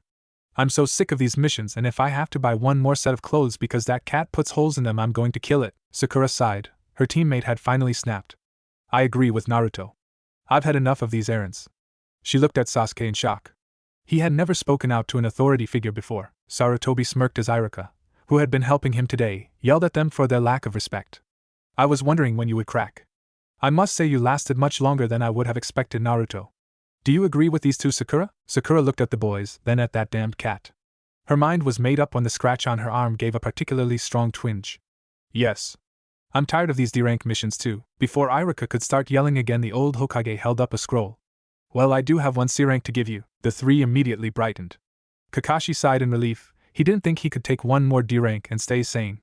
On top of that, Naruto had been particularly malicious with his guy imitations ever since the boxer incident. Perhaps he would calm down if he got out of the village. The Hokage gestured to Iruka to let a man in, effectively cutting off his protests. A man only slightly younger than Sarutobi came in. He was obviously inebriated. Team 7, meet the subject of your mission, Tazuna. You are to make sure he makes it home and completes the bridge he's building in safety. Tazuna took a swig of the sake he was carrying. So these are the bodyguards the great Konoha has to offer. They're nothing but brats, and that little one in all the clothes looks like nothing but a depressed 10-year-old. Naruto growled in irritation, while Sasuke chuckled at his teammate. For once he wasn't the one being pointed out as emo. I do not look like I'm 10. I may be short, but there is no way I look that young, you old drunkard. The man glared at him. Why, you little punk? Didn't your mother teach you to respect your elders? Naruto matched the glare from behind his sunglasses. Respect is earned, not given, and as far as I can see, you hardly deserve it. Kakashi put a hand on the angry boy's shoulder to keep him from doing anything rash for Naruto. I assure you, Tazuna-san, these three are full-fledged ninja. They should have no problem guarding you, and if anything happens, I'll be there too. Also, please don't insult Naruto's size. The lack of growth is a very touchy subject for him. Naruto grumbled in irritation. It's not like I can help being short, Sasuke smirked. Stop being emo, Naruto. Naruto turned to the boy slowly. The only reason he pointed me out as the depressed one is because I wear all black while you wear those goofy little white shorts. Sasuke's eye twitched. My shorts are not goofy, and at least I don't cover up like a mummy, you skin-diseased loser. A pair of leather-clad hands found themselves wrapped around the dark-haired boy's throat. Kakashi immediately ran to pry his students apart before one of them was throttled. Naruto was doing his best to stay put while searing the air with curses. Sasuke was desperately gasping for air and Sakura was screaming at the top of her lungs. Tazuna was laughing hysterically at the mayhem he provoked, and Sarutobi was left shaking his head at how unprofessional his ninja were acting. That night, poor Naruto was put through another guy-inspired workout for attempting to kill a teammate. He had tried to tell Kakashi that Sasuke was never in any danger, he had only wanted to make the boy black out, but his guardian would have none of it, and so that evening found him busy doing squats, push-ups and sit-ups in sets of 103 times each. He retaliated by screaming about the power of youth the whole time. Kakashi and Naruto both arrived on time the next morning. Sakura and Sasuke were both shocked to see their teammate and sensei arrive on time. The only thing they had to wait for now was their client. Naruto gave a snort of laughter. I told you that old drunk wouldn't be here on time. Kakashi's shoulders slumped as he grudgingly put some money in the boy's outstretched hand. Why do I even bother? Naruto placed the money in his pocket. Because you're convinced that one day you're going to win. It's always nice doing business with you, sucker. He looked at his other two very confused students. Never bet against Naruto in anything. The Gaki always wins, no matter what. Wanna bet? Of course, you are going down this time, kid. Naruto sighed and shook his head. You do realize that if I go down I win, right? I was just joking about that one. Kakashi smacked himself in the forehead. How do you make me walk into those traps? I don't do anything. You are just addicted to gambling. I am not addicted to gambling. I'm addicted to winning. That is not youthful, Kakashi. The silver-haired man cringed visibly. I told you not to do that guy imitation anymore. Naruto snickered lightly as he pointed behind his mentor. I think you should look behind you, Kakashi-sensei. Kakashi turned hesitantly. There in a tree stood the infamous Guy-sensei in his even more infamous green unitard. So it's true. Your first team ever is off on its first C-rank mission. Haha, I never thought I'd see the day. Kakashi shrugged. Whatever. Fire seemed to burn in Guy's eyes as he leapt down from his perch. There's that hip attitude again. I'd expect nothing less from my eternal rival. Kakashi's one visible eye rolled. Yeah, eternal rival, I get it already. Why are you here? I wanted to see your team off on their first big mission, of course. I remember my team's first big mission. So they gave you the Uchiha Prodigy, did they? Well, I doubt he'll be any match for Niji, Kakashi yawned. I think that depends on him, doesn't it, Guy? The only genin that will defeat Niji is my Lee. He has been working very hard and I have faith that he will succeed. I bet Sasuke could beat him. After all, Niji has an even bigger stick shoved up his ass. Guy looked towards the boy surrounded in black cloth. Naruto saying such things is unyouthful. You should come training with Lee again. His youth will be a good influence on you. Naruto laughed nervously, a large sweat drop forming on his head. I'll think about it. He usually leaves me with a few too many bruises. Nonsense, those bruises are merely a testament to your youthful hard work. At this point, old man Tazuna decided to show up. The drunk looked Guy over critically. Please don't tell me this freak is coming along too. Kakashi was left to answer the bridge builder's question as Guy was sulking and his team was trying to keep their laughter under control. No, he is not, Tazuna-san. Guy has his own team to worry about. Now that you are finally here, shall we head out? Tazuna sighed. Yes, we should. You lazy bums are wasting daylight. Kakashi placed his hand on top of Naruto's head to keep the young hothead from jumping their client. Of course, Tazuna-san. As they went through the gates exiting the village, Kakashi smiled down at Naruto. What a nice surprise. Guy showing up like that. Wasn't it Naruto? Naruto looked away from his sensei. I have no idea what you're talking about. Sasuke's eye twitched in irritation. Why were Naruto and Kakashi so buddy-buddy all the time? Did you two know each other before the teams were assigned? Naruto froze. Why do you ask that? Sasuke shrugged. You two are just so familiar with each other. I mean, you make bets, you joke around, you even know how to drive each other crazy. Kakashi smiled. One of his students finally noticed, and here he thought they were unobservant. Good job, Sasuke. It only took you a month to figure it out. Naruto and I have known each other for the past 3 years. I was the one assigned to train him after he contracted his skin disease and had to be taken out of school. Sakura's eyes widened. So you have been training him for 3 years? But academy students aren't supposed to be trained by Jounin. The Hokage made an exception for me because I was supposed to take the graduation exams the year I contracted my disease. You two never met me before this year because I was 3 years ahead of you. This made Sasuke angry. You're the same age as us, how come you were 3 years ahead? Kakashi decided to save his student at this point. Naruto was an orphan living on the streets. The Hokage put him in the academy at a young age so that he could learn to defend himself and keep him out of trouble. Why wasn't he in an orphanage? Kakashi turned toward the pink-haired girl who was finally proving why she was considered smartest in her class. After the Kyuubi attack, there were just too many orphans. They would be taken care of as best as possible, but some, like Naruto, just ended up getting overlooked. Sakura looked shocked at the shot of reality. So you lived on the streets? Naruto nodded, his eyes on the ground. At least Kakashi had sugar-coated the truth. From 3 until 4, then the Sandaime found me. He gave me an apartment and put me in the academy when I was 6. The group continued walking in silence for some time. Tazuna was surprised to find out that a young boy had managed to live through such a horrible situation and survive. Sasuke was digesting the idea that some people did in fact have lives as bad as his. Sakura was shocked by her little glimpse into the life of her mysterious teammate and the real world. Naruto was just glad that the full truth had not been revealed. Kakashi just read his book. It wasn't until they came upon a puddle on the side of the road that things changed. Kakashi's eye rolled to look at the rather obvious genjutsu, then continued as if he hadn't noticed it. He heard the splash as Naruto decided to jump in it and chuckled. Perhaps the Chunin would learn from the headaches they received. The chains that wrapped around him belonged to none other than the demon brothers. The Jounin feigned surprise as he was ripped to shreds before the eyes of his team. Sakura screamed as she saw her sensei die, but Sasuke acted immediately. He threw a kunai, pinning their chain to a tree. The Chunin simply abandoned their weapon, one going after Sasuke, the other attacking Naruto. Naruto only had a second to glance at Sasuke's fight before dodging the vicious claws on his attacker's hand. You little brat! I'll kill you for jumping on my head like that. Naruto continued ducking around his opponent's claws. Well, if you didn't want me to jump on you, then you shouldn't have disguised yourself as a puddle when it hasn't rained in weeks.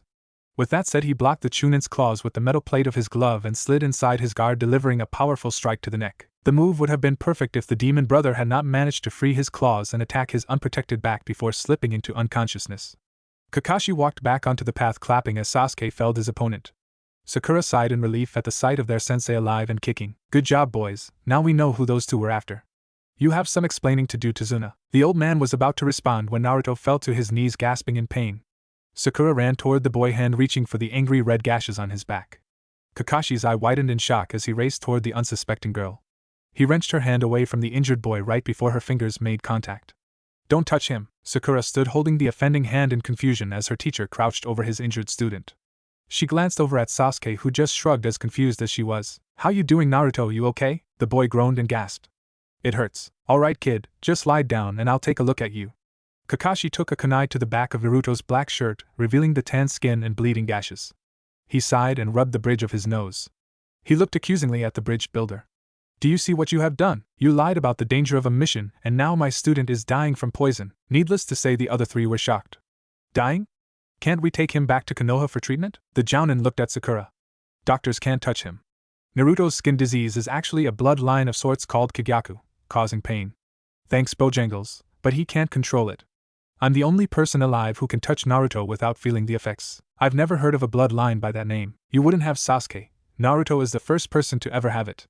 Now would you care to explain yourself, Tazuna? The old man looked thoroughly ashamed of himself. My land is very poor. A few years ago the shipping tycoon Gatu arrived and took control of all trade.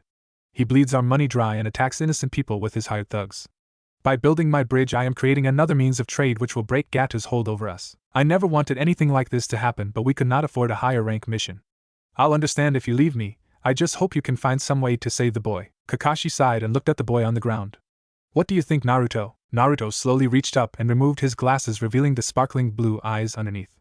I think you should bleed me out so that we can continue our mission. Kakashi nodded grimly.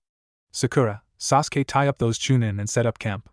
We will escort Tazuna home tomorrow. As the two began their assignments, Kakashi gently removed the ruined shirt from his student. Naruto was glad that he had switched to a mask that covered his face and head, as his old hood kept flying off in training. At least he maintained some of his dignity. Kakashi sighed as he raised a kunai over his student's torn back. Are you ready, Naruto? The boy squeezed his blue eyes closed, clamped his mouth shut, and nodded. A sharp cry of agony turned the attention of the other three to the makeshift operation table. They were horrified to see Kakashi cutting into the already deep wounds on Naruto's back, the boy fighting with every ounce of willpower to stay still. Blood covered Kakashi's hands as it flowed from Naruto's back. What are you doing? He'll die. The kunai gouged into another large cut, and Naruto screamed again. If I don't bleed out the poison, he will. Sakura. Don't worry, if anyone can survive this, it's him. The kunai ripped into the third cut, and Naruto buried his face in the ground to muffle another shout. Stop staring at me and get a fire going. I'm going to need some hot water and bandages when I'm done. By the time Kakashi was finished, Naruto had passed out from the pain.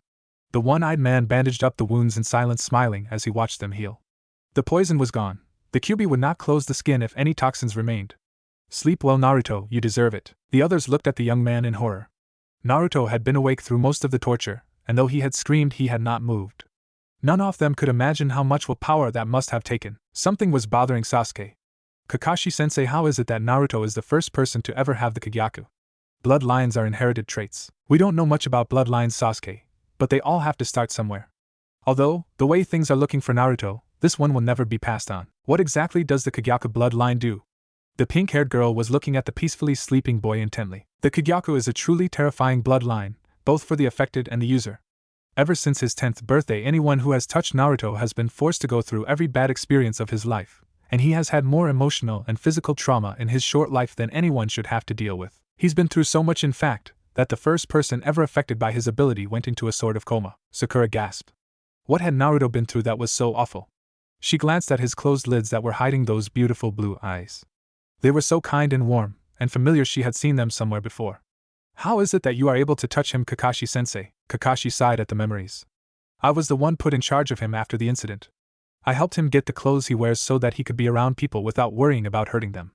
It was only natural that I learned what I was dealing with, so I made him let me touch him.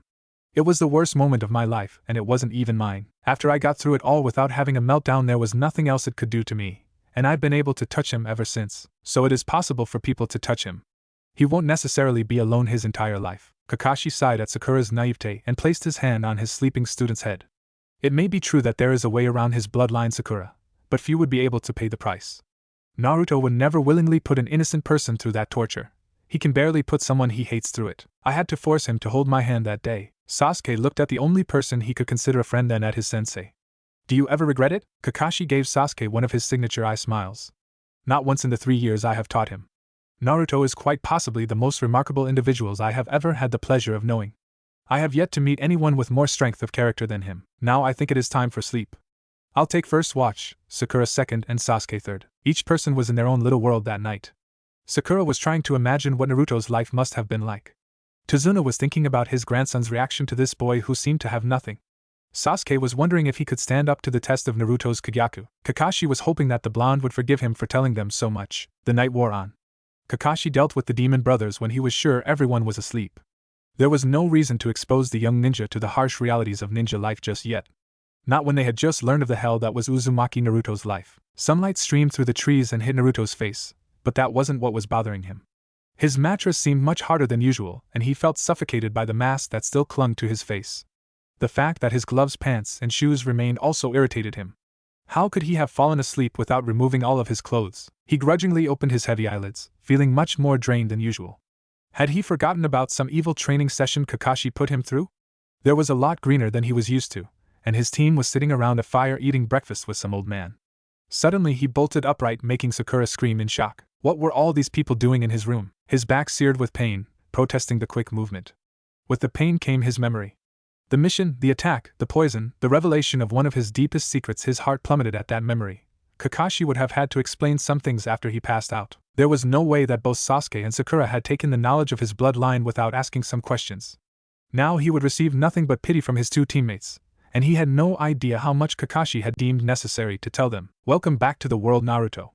Would you like some breakfast? The boy nodded, eyes downcast, and took the plate Kakashi had shoved under his nose. He refused to look at the others. He feared what he would see in their eyes. Where is my bag? I need a new shirt. Not yet, kid. We need to change those bandages first. Naruto sighed and his shoulders slumped. He felt exposed and vulnerable without his shirt on, as if one of them was going to jump on him and riffle through all of his worst memories. Can you at least give me my sunglasses? I feel a bit more secure with them on. Kakashi's visible eye softened as he pressed the dark lenses into Naruto's hand. They were quickly put in place, hiding the now slightly dulled blue eyes. Kakashi knew that look. Naruto couldn't hide anything with those eyes of his. That was how he looked when Kakashi found him after that fateful October night. You knew that they would have to be told eventually. At least they found out before someone slipped up and got hurt. I know, Kashi. I was just hoping that we could put it off a little longer. It was nice to be thought of as normal for a change. Kakashi began undoing the knots in Naruto's bandages. I know, Naruto. But you have never been normal, you have always been extraordinary. It was only a matter of time before it slipped out. Being extraordinary is overrated. With that, Naruto shoved food into his mouth so quickly that no one had time to look at him without his mask. A trick he had learned from Kakashi. The others sat quietly watching the exchange. It was odd to see the ever-confident and energetic Naruto so broken, and they all felt out of place during the rather intimate moment. Sakura felt humbled seeing the vulnerable side of one of her best friends.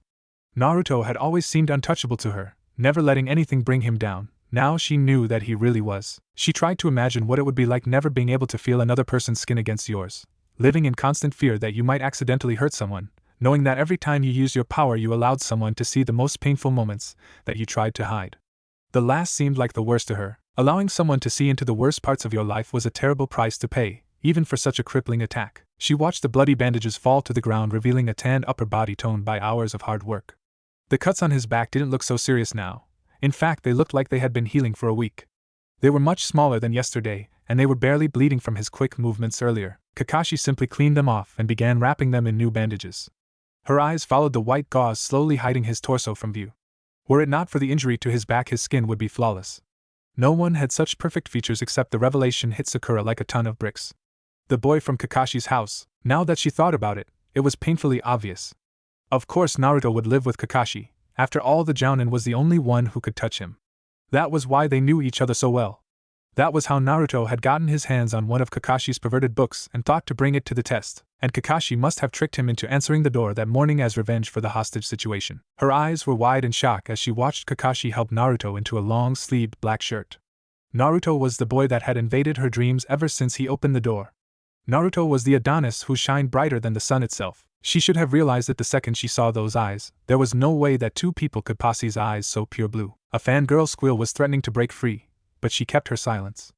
A part of her was tempted to tell Sasuke of her revelation, but she quickly thought better of it. Naruto obviously didn't want anybody to know, and he had already revealed one of his secrets. Who was she to reveal another? No, she would keep this one to herself for now. Let Sasuke figure it out on his own. All right, Naruto, you're all done. Do you think you can walk, or are you going to need help? I can walk on my own, Kakashi. Naruto stood up defiantly, only for his legs to wobble and make him collapse. That's what I thought. You lost too much blood last night. Even you need some time to regain your strength. With that said, Kakashi picked Naruto up piggyback style. A growl of irritation escaped Naruto's lips. What am I, 5? Kakashi grinned. Does little Naruto need a timeout? Sasuke let out a snort of laughter at Naruto's new nickname. He had been trying to be as unobtrusive as possible, but he couldn't fight back the laughter. This did nothing to improve Naruto's quickly deteriorating mood. He knew that Sasuke would bring that name back to haunt him in the future. Shut up, you emo ass, I'm injured. One of Sasuke's signature smirks spread across his face. So sorry to offend Naruto. Sakura bopped the dark-haired boy on the head. Don't make fun of Naruto. This action shocked both the boys and Kakashi, as it was very uncharacteristic Sakura. She never yelled at Sasuke for anything. To her, he could do no wrong. After the initial shock wore off, Naruto understood what was going on. Sakura, I don't want your pity. Just because you know about my condition now doesn't change anything. Sakura felt rather insulted. How could you think that about me? You are one of the bravest people I know. I hit Sasuke because we both saw what happened to you last night. It's a miracle that you're alive after losing so much blood. Kakashi was surprised, to say the least. The little fangirl had heard of the Kagyaku and stepped up beautifully. Naruto had been right again. A warm feeling enveloped Sakura. The kind that let her know Naruto was smiling, but this one was different. This smile was just for her. Thank you, Sakura. You will never know how much you saying that means to me. Sakura could feel another fangirl squeal coming on but suppressed it. Naruto was her friend, not her crush. She had been pursuing Sasuke for so long that it felt weird to think of Naruto that way.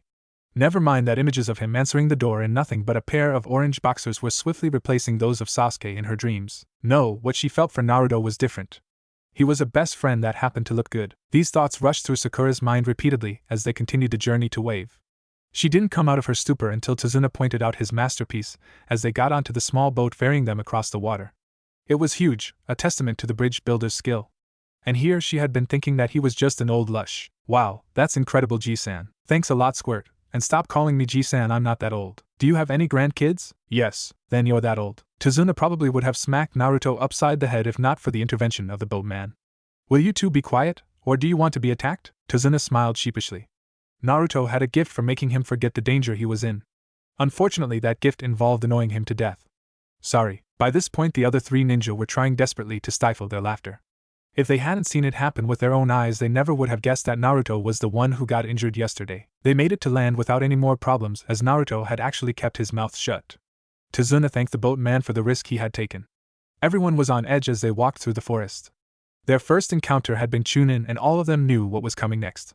Jounin, a bush on the right, shook ever so slightly, and, in a moment of panic, Sakura threw a kunai at it. A white rabbit trembled in fear of the knife that had come so close to ending its life. Sakura, of course, immediately felt guilty for traumatizing the poor white rabbit. Kakashi glanced over at the girl cuddling the rabbit as he adjusted Naruto on his back. Something was wrong with this picture. How did a white rabbit blend into a forest without snow? Then it dawned on him, someone had used a kawarimi. Everybody get down. He pulled the injured boy off his back and laid them both down on the forest floor as his other students grabbed Tazuna. Kakashi had reacted just in time, as a large sword whizzed overhead seconds after he gave the order. They all looked up at the dangerous weapon sticking out of a tree, only to see a tall, muscular man balanced on its handle. The copycat ninja Hatake Kakashi. No wonder the demon brothers never came back. Who would have thought one of Konoha's most powerful ninja would be here, with a bunch of brats no less? Naruto let out a growl as he pushed himself off the ground. Calm yourself, Naruto. That is Momochi Zabuza, demon of the bloody mist. You wouldn't last 10 seconds against this guy, and he won't go easy on you just because you're a kid. The man let out a sinister chuckle. How flattering. It seems I am in your bingo book too. I need you three to cover Tazuna. I'll take care of Zabuza. Naruto's eyes widened as Kakashi lifted his hideate, revealing his other eye. He jumped back to his teammates, and the old man drawing a kunai. If Kakashi was resorting to that before the fight began, then this guy was tough. Zabuza laughed hollowly as he jumped from his perch, wrenching his sword from the tree bark on the way down. The Sharingan revealed so soon, I'm flattered. A thick mist began to creep through the air, obscuring everything. It was stifling, and the killing intent laced through it made it difficult for the genin to breathe. Even Tazuna was feeling its affects. The chilling voice of Zabuza cut through the silence like a knife as he listed off all the body's vital points. Naruto's legs shook slightly under his weight, still not fully recovered from blood loss. Sakura was trembling like a leaf, but the hand holding her kunai remained steady. Sasuke seemed to be taking it the worst. He raised his kunai to his heart, anything to free him from this awful tension that reminded him so much of that night. Sasuke! He froze, captivated by the calm face of his sensei, which he could hardly see. I will not allow any of my teammates to die. Too late. Zabuza had somehow managed to slip in between their defenses. Before he could make a move, however, Kakashi lodged a kunai into his liver. Water spilled from the mortal wound and the man dispersed, revealing the real Zabuza who cut their sensei in half. Everyone's eyes widened as water splashed onto their faces instead of blood. Even in the mist, Kakashi had managed to copy the Mizu Bunshin. The real Kakashi's head slipped out of the water he had been hiding in.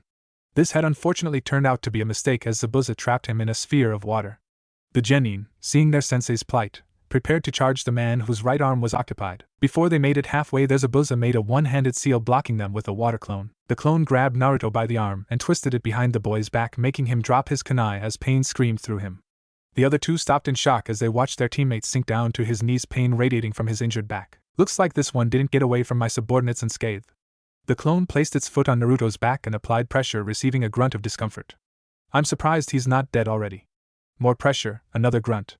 He has a high tolerance for pain, Kakashi. You should be proud of this one. Kakashi could only watch in horror as his son was tortured before his eyes, and this time he couldn't do a thing to stop it. How much does this one mean to you, Kakashi? The clone placed Naruto's dropped kunai against his neck. I'd guess a lot by the tears in your eyes. He'll just have to be the first to go. The clone made to slice at the boy's neck with the dangerous blade, but Naruto chose that instant to act. He blocked the knife with the armor on his free hand. Then, dislocating his shoulder, he rolled to the side, freeing his back and wrenching his wrist from the Bunshin's grasp. He rolled several times to avoid the Bunshin's grasp, the dust he stirred up causing confusion. When he stopped, he tossed the kunai at Sasuke. The boy grabbed it out of the air, dropping his own in the process. What did you do that for, Dobe? You could have killed me. Shut up and throw it, Tem. Naruto's right arm hung limply at his side and his glasses were askew, revealing his blue eyes. One glance was all Sasuke needed to understand his friend's plan. He threw the kunai at Zabuza's real body, putting his target practice to good use. The Jounin snatched the instrument of death out of the air as if it was a toy. He laughed at the pathetic attempts of children. Smart move aiming for my real body. But did you really think you could hit me with one kunai? Sasuke smirked. As a matter of fact, I didn't. Smoke surrounded the weapon, revealing a rather beat-up Naruto hanging by the dislocated arm in Zabuza's hand, a glove clamped between his teeth. Let's see how you like it, asshole. Naruto placed his bare hand on Zabuza's exposed torso. Zabuza saw himself being held down by his clone, the large foot digging into the angry gashes on his back. Felt the shoulder rip out of its socket as he forced an escape. Felt the kunai ripping into the already mortal wounds to release enough blood and poison to kill a man twice. He screamed in shock, wrenching himself away from the torture chamber and a child's body.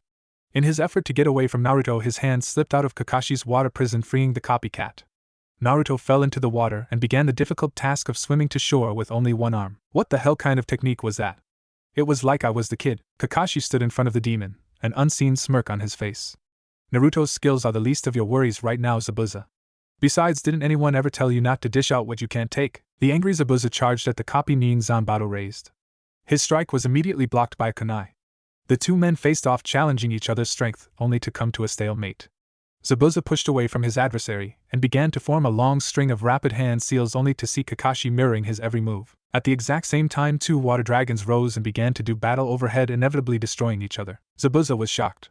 That was no mere copy. Kakashi had finished at exactly the same time, and with the same amount of power.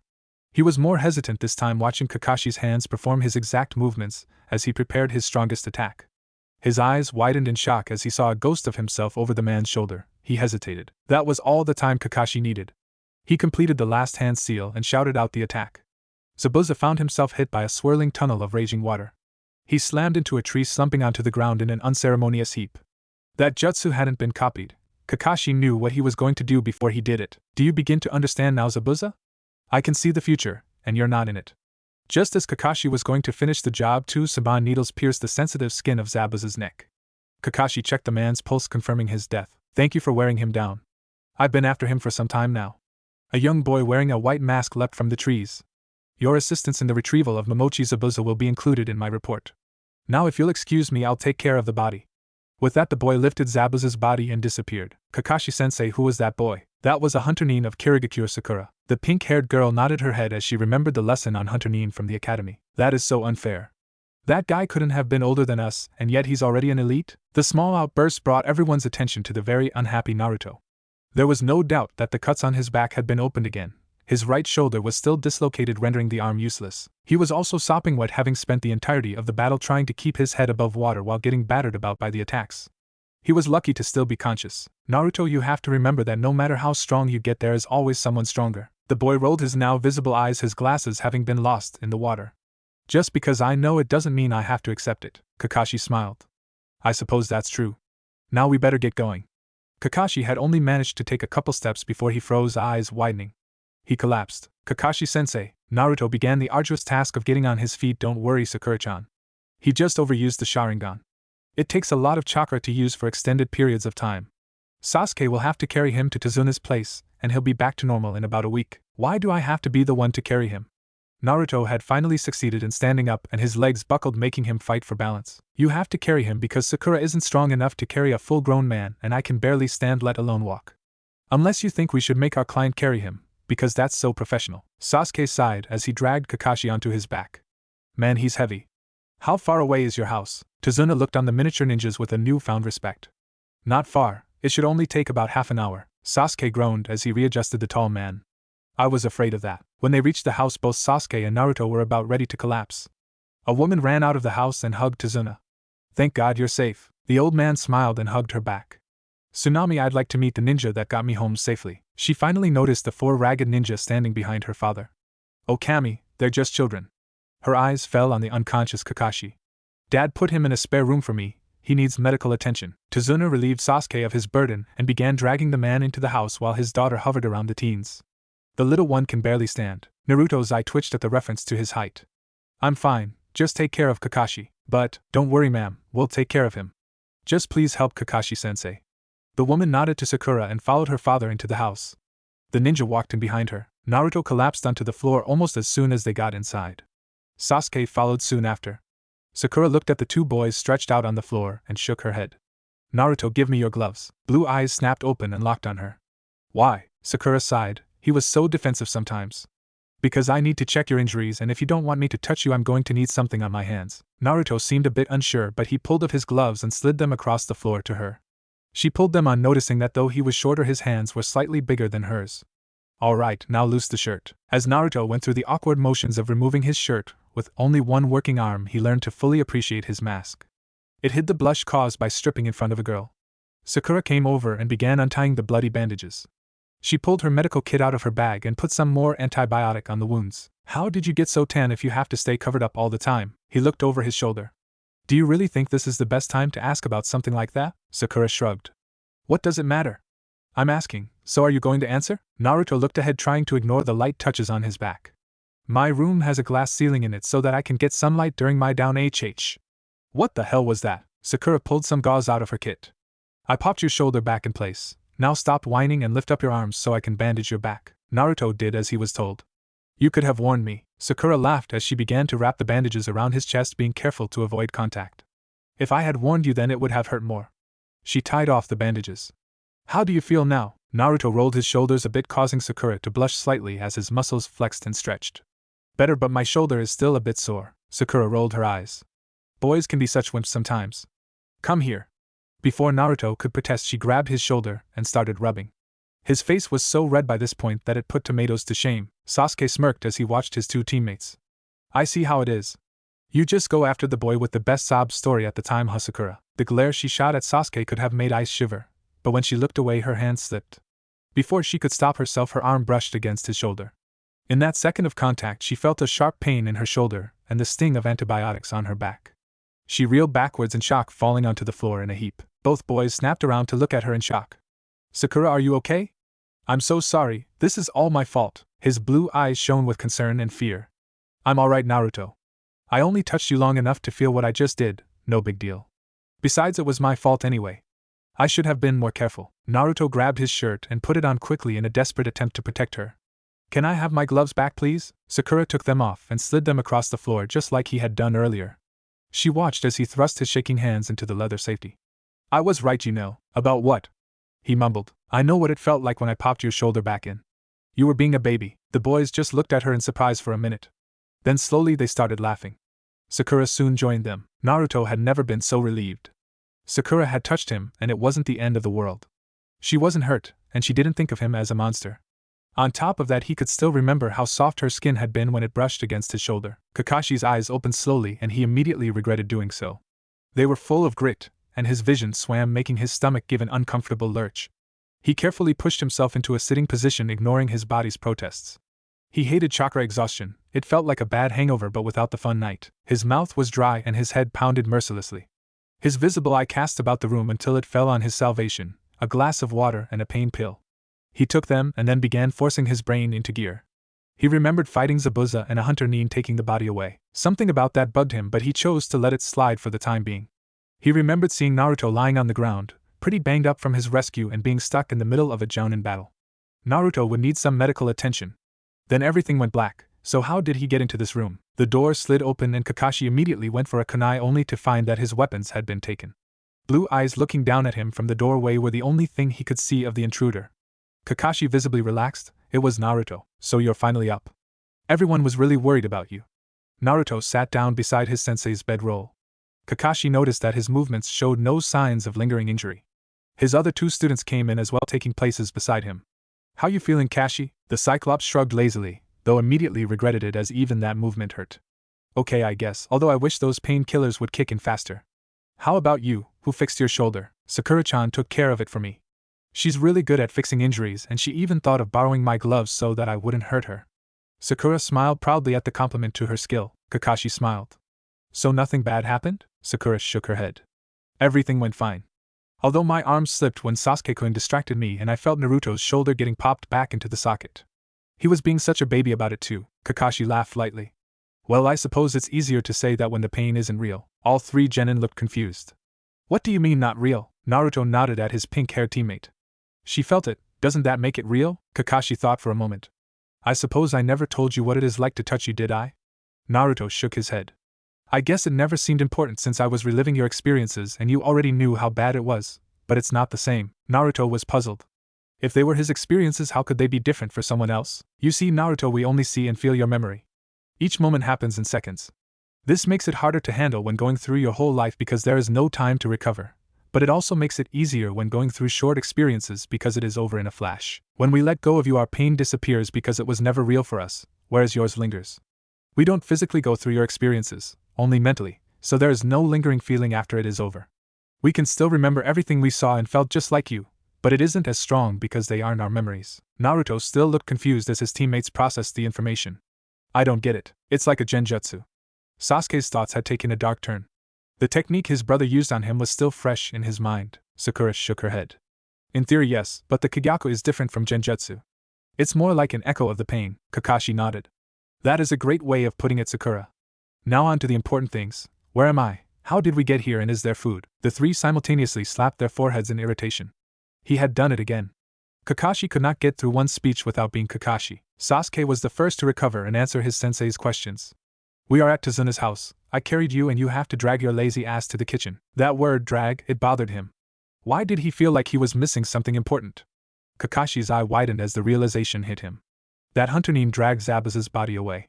How could he have been so stupid? Naruto, help me up. After I eat, I'm taking you three out for training. Naruto wrapped one of his arms around his shoulder and began hoisting him off the bedroll. You do realize that Sasuke was just joking about the kitchen, don't you? He was grunting with the effort of lifting someone so much larger. Yes, I do, but I need to get you three training as soon as possible. Sakura, bring me that crutch over there. The rosette immediately followed the order. Kakashi adjusted it under his arm. Normally he would not be pushing himself like this, but he would not let anyone die while he was in charge. Not this time. He hobbled off to the kitchen, his team following him, confused by the un-Kakashi behavior. As they entered the kitchen, Tsunami smiled at them. Breakfast was on the table for everyone within minutes. Kakashi and Naruto both ate their food with inhuman speed like always, then began waiting for the others to finish. Kakashi-sensei, why are you so bent on training today? You should be resting. Kakashi made a bridge with his fingers. Sakura, tell me what you know about Chunins. The girl did not understand why her sensei was dodging the question but decided to answer nonetheless. These were the only times when she could show her stuff. Chunin are the elite of their village. They tracked down and killed the missing nin of their country, destroying all evidence of the body so that none of their village's secrets will be revealed. Kakashi smiled. He loved having this girl on his team to explain things for him. And what did our Chunin do with the body? He carried it away. So what? Sasuke was getting sick of this academy review session. He wanted answers, and he was not known for his patience. The body being carried away is why we should be concerned. Chunin destroyed the body on the spot regardless of who is watching, yet this one carried it away. So that would lead us to believe. His students sat there quietly, as did the family. Kakashi was about to let them in on his information when it finally dawned on Sakura. Zabuza is still alive. The family gasped in shock, having been told the whole story by Tazuna. Exactly. You know, I had my doubts when I first met you, Sakura, but you definitely are a smart one. This is why we have to train. I want all three of you to be at your absolute best next time we meet. Judging by Zabuza's reputation, that will be in about a week. Through the entire conversation, Tazuna's grandson Inari was getting more and more upset. His small fists clenched in anger as he listened to the ninja. Why do you bother? Gato will win, he always wins. The little boy ran out of the room, tears streaming down his eyes. Tsunami followed her son, but a door slamming deterred her. Tazuna sighed. I apologize for Inari. He has had much sadness in his life. Kakashi nodded at the old man. It's fine. Now you should be fine at the bridge for today, so I am going to train them. After that, at least one of us will be with you at all times. Just be careful and everything will be fine. Now we need to go. Using his crutch for support, he pulled himself into a standing position once more and walked outside, his genin team trailing behind him. The going was slow due to Kakashi's injuries, but they didn't stop until they were deep in the forest surrounding the house. Today we will be working on chakra control by climbing trees. Naruto groaned while the other two looked confused. Kakashi-sensei, how is climbing trees supposed to help our chakra control? That is a very good question, Sakura.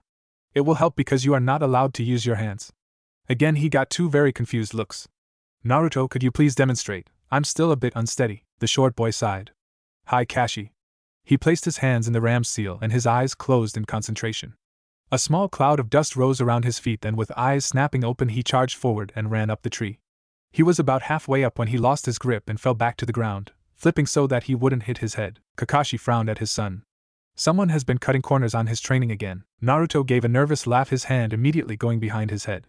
It was a nervous habit that Naruto had somehow managed to pick up. I'll get to you later. The silver-haired Jounin turned away from his nervous son. Now, what you two just saw Naruto doing was a more difficult variation of the leaf exercise aptly named tree climbing. You simply gather chakra in the soles of your feet and use it to grip onto the tree. This is perfect for chakra control for two reasons. First, channeling chakra to the bottoms of your feet is more difficult than any other body part. Second, the mix of spiritual and physical energy must be perfect. Too little and you just slide off, too much and the tree breaks, blasting you away. Sasuke listened to the explanation but never took his eyes off of his diminutive friend. How come Naruto knows how to do this and we don't? Kakashi rolled his visible eye. I taught Naruto this exercise in his first year of training because his chakra control is abysmal. He has to work on it constantly because his chakra is so unmanageable. From what I just saw, he probably hasn't climbed a tree in 2 weeks. Why is his chakra so unmanageable? Because Naruto's chakra is very potent and there is a lot of it. Sakura was not very pleased with the rather vague answer to her question. She was about to probe for more details, but Kakashi threw 2 kunai that landed at the feet of both her and Sasuke. Now I want you two to climb as far as you can and mark your progress with these kunai. I'm going to have a little chat with Naruto about his training for the day. Sakura found the exercise extremely easy, making it to the first branch about 15 feet up and sitting down. She noticed deep imprint and a slash about 2 feet up on Sasuke's tree, meaning that he had used too much chakra. Kakashi turned from a sulking Naruto to see how his other charges were faring. He was surprised to see how far up Sakura had gone in one try. Well, it looks like the female of the team has the best grasp of chakra. Sakura smiled brightly at the compliment, but Sasuke gave an irritated growl. Don't worry, Sasuke. You did better than Naruto on his first try. Now keep at it, you two. Mr. doesn't want to practice, will be right with you. Naruto rolled his eyes and made about 50 kage bunshin. Each one ran up to a tree and started climbing. The real Naruto sighed as he got into a push-up position. You know that this could be counted as child abuse. Kakashi put his foot on Naruto's back. Shut up and give me 50.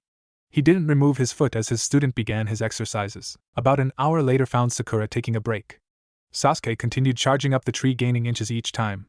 The bunshins were almost making it to the top at a run by now, while Naruto was reduced to doing clapping push-ups under the watchful eye of Kakashi. Sakura didn't know where the boys got the energy, especially Naruto, who had spent the last hour doing sets of 50 in every kind of push-up imaginable, while maintaining 50 clones.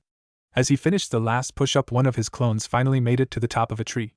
It gave out a yell of triumph, and then all 50 dispelled at the same time. Shouting in discomfort, Naruto grabbed his head and collapsed onto the ground. Oh man, major brain rush. Kakashi tapped the boy lightly with his foot. Too much information at once? The boy nodded as he pushed himself up. Good, maybe that headache will remind you why you don't shirk training. Now I want you to walk up that tree and alternate hanging squats and crunches in sets of 100 until I get all of you for lunch. Naruto glared at the silver-haired slave driver. This is cruel and unusual punishment, you sadist. The teacher gave an evil cackle. I know. A humph of irritation, and Naruto stomped over to the tree and walked up it without even pausing to focus his chakra. The power of youth shall prevail. Believe it. Kakashi flinched. Stop traumatizing me. Never. You a youth. Gig. I'm going to get you for this, you little bastard. Naruto had already started doing the squats as he hung upside down from a branch. Revenge is unyouthful, Kakashi. The Jounin was very near the point of pulling out his gravity-defying silver hair. I'm going to need therapy after this. Instead of making himself bald, he turned and started walking towards the house. There's that hip attitude again. Kakashi flinched. He hated it when Naruto got on these streaks. He was far too good at imitating the eccentric Jounin. Guy he could handle, but seeing the boy he took care of acting like Guy was another story. A few hours later saw both Sakura and Sasuke on the ground panting. Sasuke had only just made it 3/4 of the way up the tree, and now felt like passing out.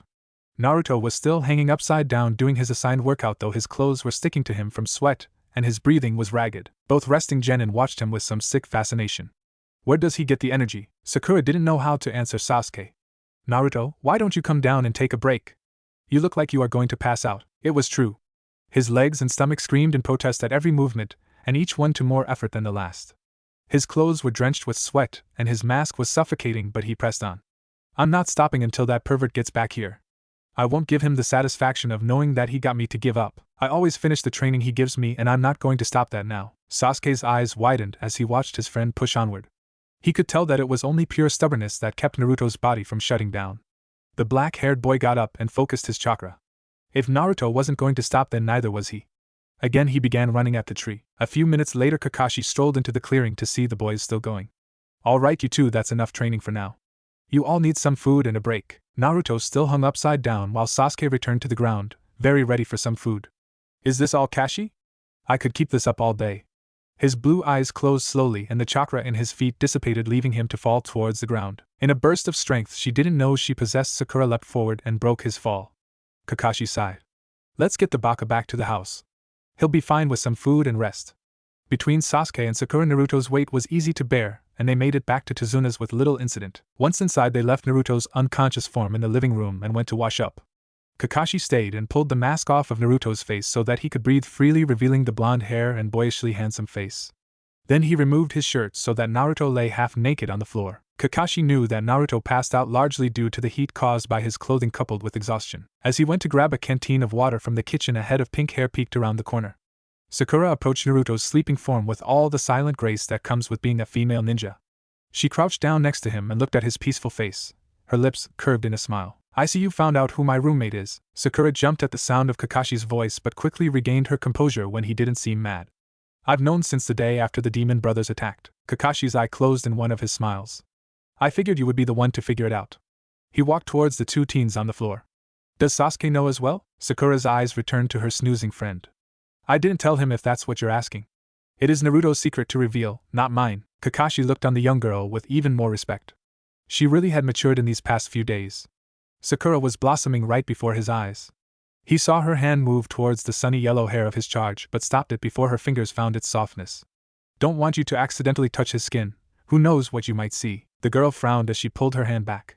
It isn't fair that he has to live like this. No, it isn't, but I'm very glad he found a friend in you, Sakura. Who knows, maybe one day you will be ready to touch him and share his burden as I do. Before Sakura could respond, he poured out half of the water in the canteen onto Naruto's face, making the teen wake up spluttering in surprise. Welcome back to Earth, Naruto. He handed the rest of the water to the boy, who began to drink greedily. Then blue eyes landed on the third person in the room and Naruto almost choked on the cool liquid. Sakura-chan. What are you doing here? The girl laughed at the rather comical expression on his face. I wanted to make sure you were okay. Now relax, Naruto. I already knew that you lived with Kakashi-sensei. This caused the fox boy to glare at his guardian. Hey, don't look at me like that. You said so yourself that she was smart. She figured it out on her own.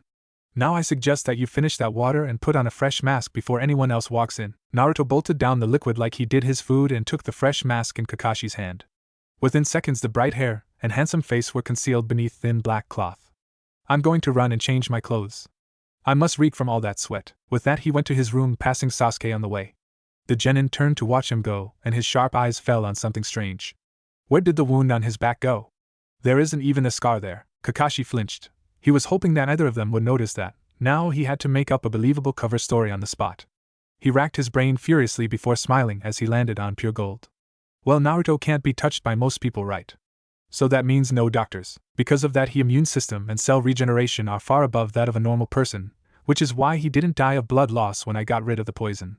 His healing process gets stronger every year, and eventually I think he'll be able to recover from anything short of cutting his head off. It's just his body evolving to survive. His was very pleased to see that both his students accepted the explanation he had come up with. Naruto definitely owed him big time, although it was his fault that he passed out and was seen without a shirt on in the first place. Naruto came back fully clothed in a fresh outfit. Hey everybody, is lunch ready? I'm starving. They all went into the kitchen to see Tsunami setting out bowls of food for everyone. Ah, food! You are by far the most wonderful person I have ever seen, Tsunami-san. The woman giggled at the boy's enthusiasm while her son rolled his eyes in irritation. Tazuna walked through the door. I've been working like a dog all morning and nothing will make me happier than a nice home-made lunch. Well then you better sit down and eat, Dad, because these ninja of yours have been training all day, and they might just eat everything I've made. Lunch was a nice affair with Naruto and Kakashi pulling their usually speed-eating routine as everyone else ate at a normal pace and talked. Naruto went through 4 helpings before he was satisfied. The pink-haired girl looked at him in surprise. She dieted constantly to maintain her figure, and here he was tossing back enough to feed 2 and still keeping a trim physique. Where do you put it all, Naruto? His blue eyes looked at her filled with confusion, then glanced back down at his plate as realization dawned. Oh, well, I have a really high metabolism to begin with. Plus Kakashi makes me do conditioning every time I act up, which is a lot, so I burn about as many calories as I take in. Speaking of physical exercise, after passing out from what I put you through, you will not be taking part in training this afternoon. The boy was shocked. You can't be serious, Kashi. I'm fine, I can take the work. Kakashi shook his head. Naruto, it has only gotten hotter out there since this morning, and with the amount of clothes you're wearing you risk heat stroke. You've already pushed yourself to the breaking point once today. I'm not going to let you do it again. Instead you will be meditating while Sasuke continues climbing. If he has any problems, I'm counting on you to help him out. While you two are doing this, I'm going to be teaching Sakura how to walk on water. Sakura looked up in shock. You're going to be teaching me something new on my own? Kakashi smiled. Out of the entire team you have the best chakra control, and you won't be getting any further by continuing to climb trees. It wouldn't be fair if I let their ability hold you back. Sakura had never felt so proud of herself. She was never considered the most advanced in anything ninja-related before. Naruto smiled at her like he always did when she succeeded at something, while Sasuke looked a bit jealous. Inari looked at all these foolish ninja that worked so hard to win an unbeatable fight. He knew better though. It didn't matter how strong they were, people like Gat always win. He stood up quickly and ran to his room to cry for his fallen hero. Everyone watched him go, but no one followed him this time. Tsunami looked down, her eyes filled with sadness, knowing that her words would not break through to her shattered little boy. Kakashi cleared his throat. Well, we better get back to training. No body gets stronger by sitting on their ass all day. With that, the ninja left the house, leaving the small family to themselves for the time being. If there was one thing Naruto hated, it was meditating. Sitting still for hours on end didn't work for the energetic blonde boy. Sasuke had made great progress after Naruto had given him some advice Kakashi gave him when he was learning. The dark-haired boy was almost to the top running now. Sasuke was determined to have the exercise down by the end of the day, no matter what it took. He would not be the weak link in his team. He was an Uchiha with a mission, weak was not an option. He had just made it to the top when his energy gave out, and he fell to the ground, pushing off other trees to slow his progress. When he landed, it was to see Naruto in a handstand with his eyes closed. I thought Kakashi told you to meditate so that you didn't get heat stroke. I am meditating. I just choose to do so in a way that improves my balance too. Besides, what Kakashi doesn't know won't kill him. The black-haired boy shook his head in wonder at his strange teammate. What makes you work so hard? I could ask you the same thing. The dark boy's eyes became distant. You know about the Uchiha massacre, right? Well, what people don't know is that my older brother is the one who did it. He killed our parents, and then used an advanced form of the Sharingan to make me see the whole thing. I vowed that no matter what, one day I would be strong enough to kill him and avenge my clan. The shorter boy flipped his legs down and sat before his brooding friend. Do you really think that your parents want you to survive on hatred and need for vengeance? I mean, I've never had parents myself, but I always believed that the only thing they wanted was for me to be happy. Sasuke couldn't deny the wisdom of his friend, but that didn't kill his desire for his brother's death. I don't think I could ever be happy while he still breathes. Itachi ruined my life. Naruto's eyes shone with empathy. I understand how much it sucks to be alone. But you shouldn't let that keep you from living. Perhaps you should think of your goal in a different way. Instead of killing him for vengeance, kill him to bring him to justice. It was weird to hear the usually hyper boy sound so wise and calm. Sasuke decided to shove the advice away until he was alone. You never answered my question. Naruto pulled off one of his gloves and held his bare hand out towards Sasuke. The boy's black eyes focused on the exposed flesh, nervous of what was going to happen.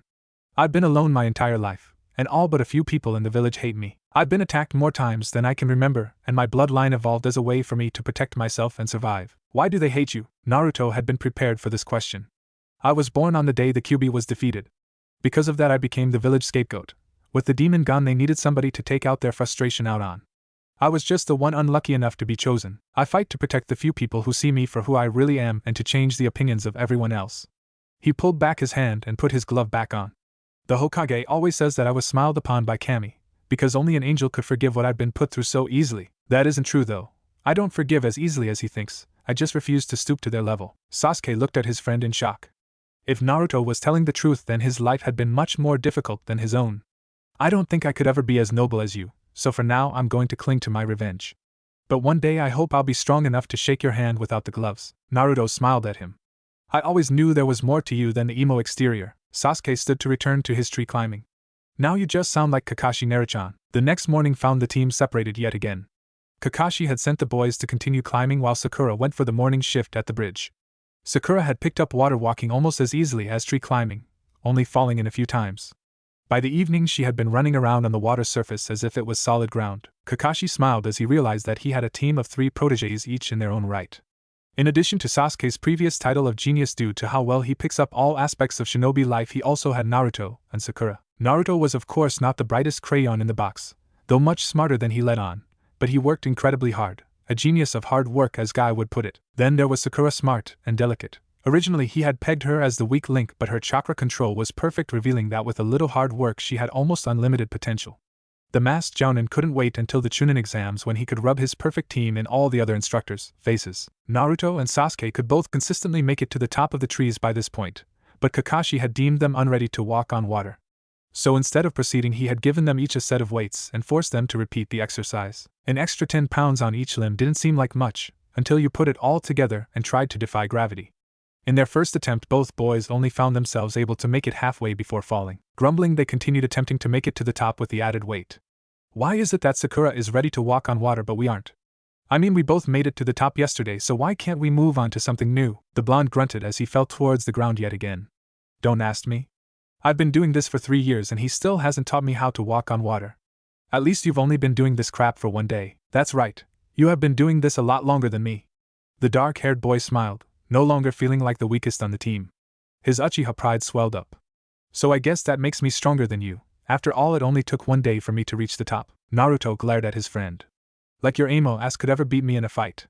You look like you spend more time primping than training. Don't blame me because girls treat you like a leper. I'm not the reason you wound up with a totally screwed up bloodline dobe. Besides, I can't help it if I'm beautiful. Naruto laughed. The world is coming to an end. The emo made an attempt at humor. Sasuke rolled his eyes. I'm not emo. And I have always had a sense of humor. For instance, I always thought it was very funny when Kiba got dragged into class bound and gagged for skipping. So you only laugh when it is at the expense of others. Well, of course, it isn't funny when something embarrassing happens to me, which explains why you spend so much time on your appearance in the morning. After all, we can't have an Uchiha looking like he rolls out of bed every morning. Sasuke smiled lightly. He had to admit he was getting used to Naruto's jabs at him. They lacked the viciousness of the other boys from their class. That is true. Also, running away from fangirls is great high-risk stealth training. High risk? Of course. I mean, have you ever had to sit down and talk to one of them? They have absolutely nothing important to say, and yet they can't seem to stop talking. It's torture. Maybe you should tell that to Ibiki. He's always looking for new and creative interrogation techniques. Sasuke tilted his head so that he could see the boy on the tree next to his. Who's Ibiki? Blue eyes glanced over to their training companion before quickly returning to the tree bark. Ibiki is the head of interrogation in Konoha, a real sadistic bastard. He doesn't use poisons or torture machines because he prefers the psychological approach. Ibiki gets inside your head, and then he pushes you until you break. So he doesn't do any physical torture? No, that's Anko's job. She's a snake user that goes well beyond sadism. The woman has a lust for blood and comes in whenever Ibiki has a knee that just won't crack. Kakashi says that when she gets a hold of someone you can hear him screaming out his information everywhere in Umbu headquarters. How do you know these people? Naruto's life was becoming increasingly interesting to the rather sheltered Uchiha. Even after the massacre, he had been held in such high regards that he only had to leave his home for school. Well, I only know Anko in passing and from what Kakashi tells me. You can usually find her at the Dango's shop. She's real scary though, so I wouldn't approach her if I were you. I accidentally made her drop her dango, and she chased me all the way home, cussing and throwing kunai. Sasuke shivered at the idea of this mentally unstable kunoichi. They let someone like her become a shinobi? Naruto laughed. Aji-san says that she isn't as bad as she seems. She gets associated with the defect of her sensei, and so she puts on a facade so people won't know it gets to her. Besides, she's fiercely loyal to Konoha. Now Ibiki I have actually met. Before I just knew him by reputation, but on the day of our graduation Mizuki turned traitor, and Ibiki decided to try something new. He had me use the Kagyak on him, and after that Mizuki agreed to talk. He says I could have a future in interrogation, but it freaked me out to see the look on Mizuki's face when I touched him. I could never do that for a living. Besides, it's too personal, and someone with a strong mind could probably turn it against me. So what makes you think that my fangirl troubles could help out with interrogation? I don't know. But just imagine someone coming up to you and saying, give up the information now or I will lock you in a room with 100 rabid fangirls. Sasuke shivered. Now that's scary. They were both silent for a minute before bursting out in laughter.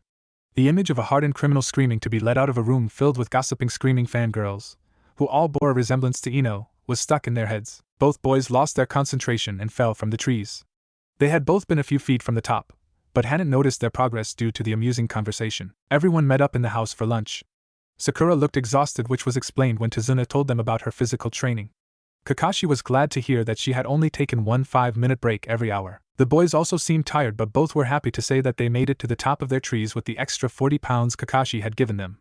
He noticed that both boys seemed more comfortable around each other now. He was even more shocked when Naruto decided that the table had gotten too quiet and decided to say fangirls. For a moment, everyone just looked up in confusion except Sasuke, who stared resolutely at his food. That is until the stoic facade finally slipped, and he began to snicker. The snicker turned into a chuckle, and soon both boys were laughing. Needless to say, Sakura was shocked. She and Ino, along with every other girl in the academy, had been trying for years to break through his cold exterior. Here Naruto had managed to do it in one morning.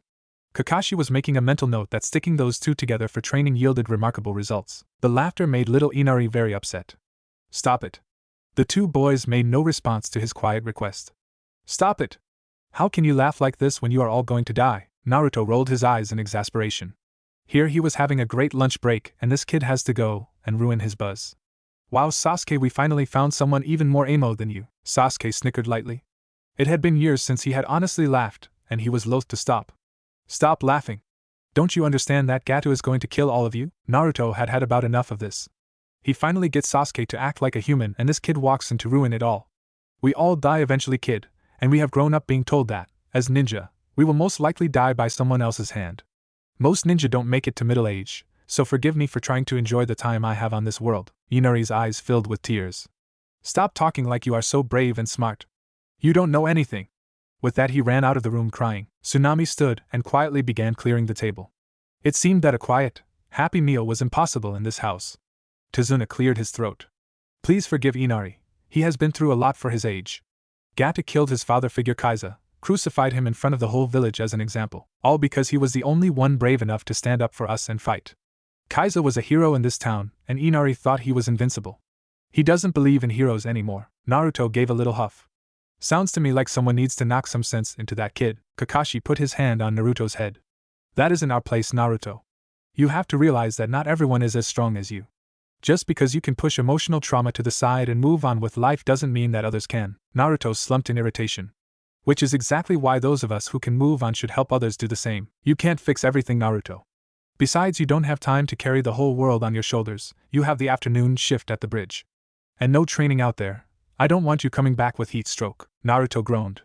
You live to torture me, don't you, Kashi? Normally yes, but this afternoon I'm going to have some fun torturing Sakura and Sasuke. Be grateful that I can't do the same to you in the afternoons. The rest of the day had been pretty dull for Naruto. He watched everyone work, playing the role of stoic ninja bodyguard for an hour before he caved. He ended up helping the workers with their building, once again maintaining that Kakashi didn't need to know. Tazuna agreed to keep his silence because Naruto turned out to be such a good worker. Meanwhile, Sasuke and Sakura were going through pure hell. Kakashi had them running laps, doing obscene amounts of punches and kicks, and dodging blunt kunai while going through the ninja hand seals as fast as they could. Every time they made a mistake they had to do push-ups. The entire time Kakashi was egging them by saying things like Zabuza just killed you, you just failed your mission, and I've put Naruto through way more than this. The last one was always especially effective on Sasuke. By dinner time they were about ready to pass out. Naruto had spent the last hour of guard duty cleaning up in a river and resting so that Kakashi wouldn't realize he had disobeyed orders. He sat there listening to his teammates telling him about how much of a slave driver Kakashi had been. Naruto, of course, did not take his forced guard duty as a break. Man, now I'm going to be behind you two because of a stupid thing like heat stroke. Damn bloodline screws up everything. Kakashi shook his head. You'll be fine, Naruto. You aren't going to hold everyone back just for skipping afternoon training sessions. Naruto suddenly got a sly look on his face. Especially if you let me make up the difference by training on my own at night. He received a wry look from his guardian at his bright idea. I'm not going to let you train at night by yourself. Something could happen and no one will be there to help you, and then I'll be down one genin when Zabuza shows up. Your concern for me is boundless, Kashi. I'm just looking out for the mission. Naruto smirked and pulled something out of his pocket. How about this? He began shuffling a pack of cards worn from years of use. I'll play you for it. If I win, I get to train nights and mornings. If I lose, I won't bring up the idea again and take my afternoon guard duty quietly. The Jounin single eye followed the boy's nimble fingers as they manipulated the worn pieces of paper like a master. He knew better than to bet against Naruto, but the sight of the cards flying between his hands was all too tempting. If I win, you also have to stop doing guy imitations for a week. Naruto gave a slightly malevolent grin of victory. Alright, 7 cards. Aces and Suicide Kings are wild. You get one chance to draw again. The cards flew across the table to Kakashi as if magnetized, giving everyone the impression that this was a ritual that had been performed many times before. Tension was high as the two players picked up their hands and looked across the table in silent challenge. Kakashi's visible eye darted from the cards to his student, obviously worried about the outcome. Naruto, however, was cool as cucumber, looking at his opponent with quiet confidence. Kakashi discarded 3 cards and drew new ones. Naruto smiled and set down 5, replacing them. Ready, Kashi? Oh yeah, there is no way you are beating me this time. He revealed his hand. 5 cards straight. Naruto's face faltered for a second.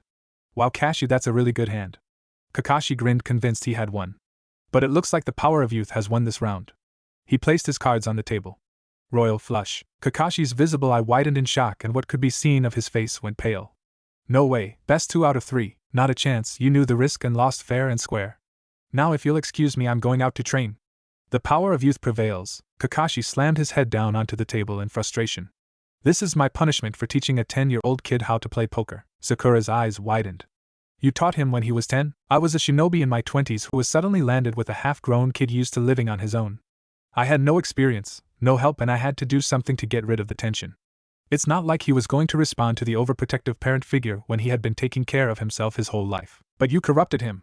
People are very impressionable at 10 years old, and thanks to you he might end up with a gambling problem. Kakashi couldn't help but laugh. Sakura, Naruto was corrupted long before I got my hands on him. When the Hokage found him living on the streets, and for I didn't know as many cuss words as that kid. Even now he still has a nasty habit of picking pockets when he's hungry and short on cash. Kami knows he's stolen my wallet more times than I can count. Sasuke choked on his water. He's a thief? You'd be surprised at the things Naruto does.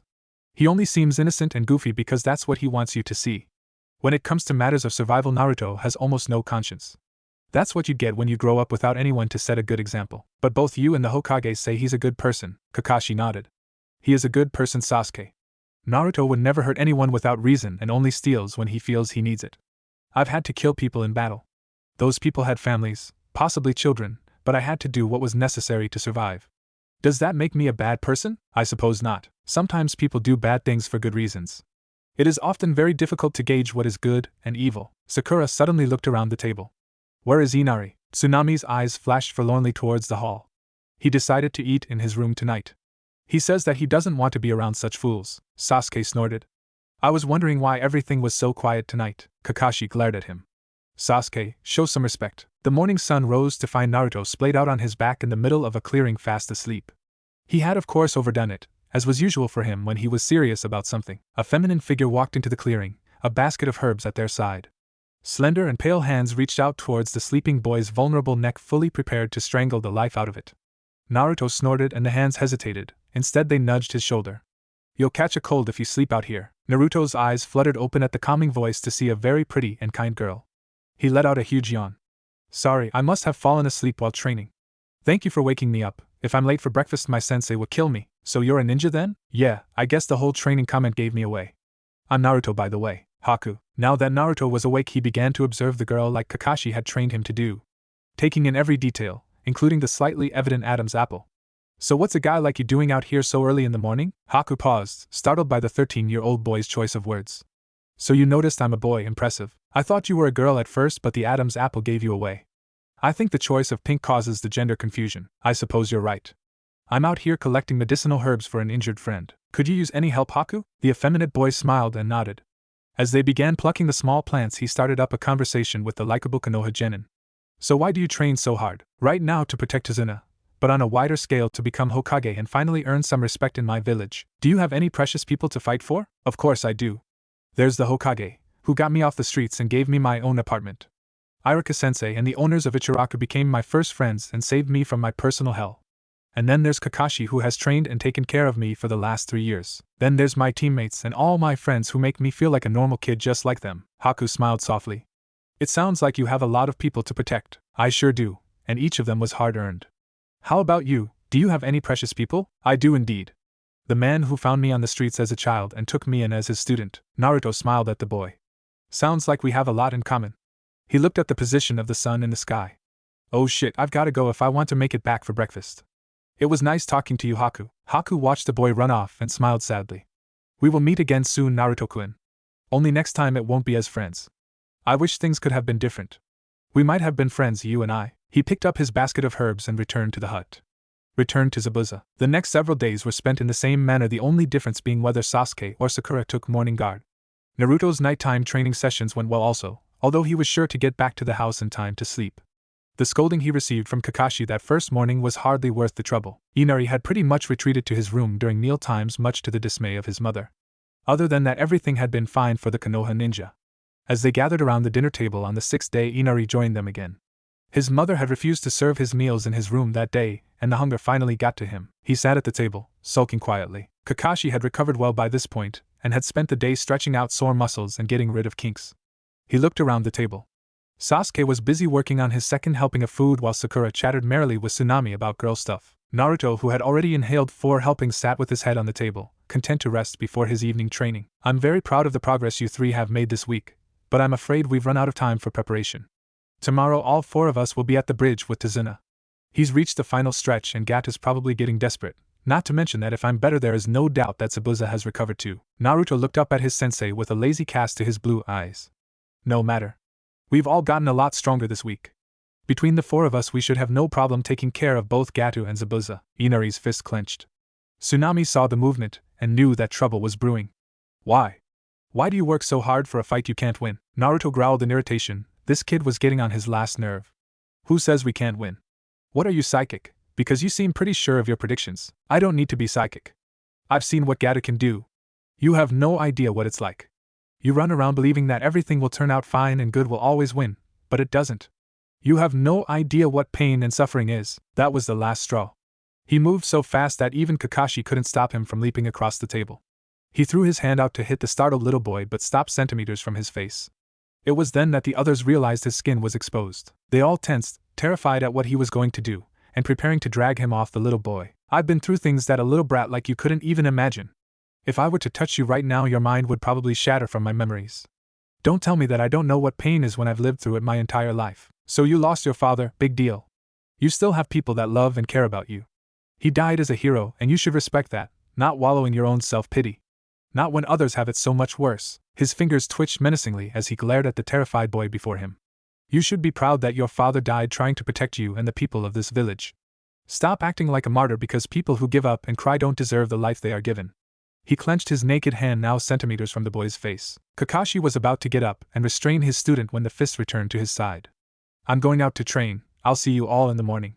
Everyone could only watch in silence as he disappeared into the night. Inari fell to his knees, his wide eyes dry for once. Sakura put a comforting hand on the trembling boy. Don't worry, Inari, Naruto didn't mean that. Yes, he did. Everyone's attention snapped to Kakashi.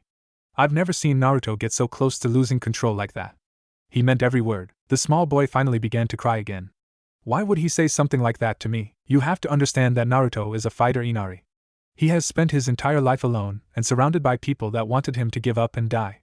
Despite everything, he kept going. He survived against all odds. Before he developed the Kagyaku, I saw him beaten, spat at, and starved, and now he can't touch people without hurting them. Yet through all that I never once saw him cry. I think he just realized that the only thing tears achieved were wet cheeks. So listening to someone like you, who has given up despite still having so much, tell him that he should give up and run drives him crazy. Kakashi stood and walked toward the door. We will be at the bridge with Tazuna tomorrow morning, and we will do everything in our power to win. He went to his room without another word. Sasuke watched all this with a look of incredulity. That is the first time he didn't ruin the moment by saying something stupid at the end. Kakashi's head popped back in as if he had been waiting for it. I may not have, but you just did. As he pulled his head back around the corner, he couldn't help but grin at the sound of both his students smacking themselves in the forehead. His job was officially done for the night. Naruto ran into his usual training, clearing his breath labored. He ripped off his gloves and mask, throwing the articles on the ground in frustration. He raked his fingers through his soft blonde hair as he let out a huge sigh. Blue eyes stared up at the night sky, anger and regret fighting for dominance in their depths. The guilt was horrible. Sure, he hadn't actually touched Inari, but he had wanted to. He wanted to push his own horrible experiences onto someone who already had trouble dealing with his own issues. He came to the conclusion that the only thing he could do was work off his frustration. He created a horde of clones, and they all began running up trees over and over again. After an hour, he realized that it wasn't enough, so he and all his clones began a titanic battle on the ground. Naruto was so preoccupied with his one-man brawl he failed to notice a shadow lingering in the trees. As more and more Narutos disappeared, the clearing was filled with smoke until one very tired one remained. That was when the shadow attacked. A Saban needle flew out of the surrounding darkness and buried itself in his shoulder. Naruto jumped as the sharp metal bit into his flesh. He pulled the needle out and studied it, but before he could begin searching for the thrower, he felt a powerful weariness overtake him. On some level, Naruto knew that something was wrong, knew he needed to stay awake. But the toxin on the thin projectile had been potent, and despite his fighting, he found himself slowly sinking towards the ground. Then everything went dark as he drifted off into a dreamless, drug-induced sleep. Haku walked into the clearing and looked at the young boy that was so like him. I'm sorry, Naruto, but your bloodline is a variable that I can't allow on the battlefield tomorrow. The poison I gave you should wear off in a few days. He placed his hand on the sleeping boy's forehead but jerked it back immediately. In that second of contact, he had been bombarded with images and feelings of pain and sadness. He saw what the boy had almost done and felt the horrible self-loathing that had been weighing him down. So even when unconscious, your power remains. Interesting. Haku left the clearing. He needed to prepare for the battle to come. Kakashi and the others sat around eating breakfast the next morning. Inari had refused to come out of his room again, although the lack of sobbing seemed a good sign. Sakura was getting antsy. Not only was Zabuza expected to show up sometime soon, but she hadn't seen nor heard Naruto since last night's dinner escapade. The one-eyed Jounin noticed her discomfort. Don't worry, Sakura, everything will be fine. I won't let any of my team members die. Sakura sighed as she set down her fork, too nervous to finish her breakfast. Her stomach was busy doing acrobatics, and throwing up before a possible battle did not appeal to her. It's not just that. Naruto didn't come back last night, and he knows that things could get bad today. Kakashi understood all too well. He was troubled by Naruto's irresponsibility too, but he refused to let his subordinates see that. Naruto was upset when he left last night. He probably just overdid it and fell asleep outside.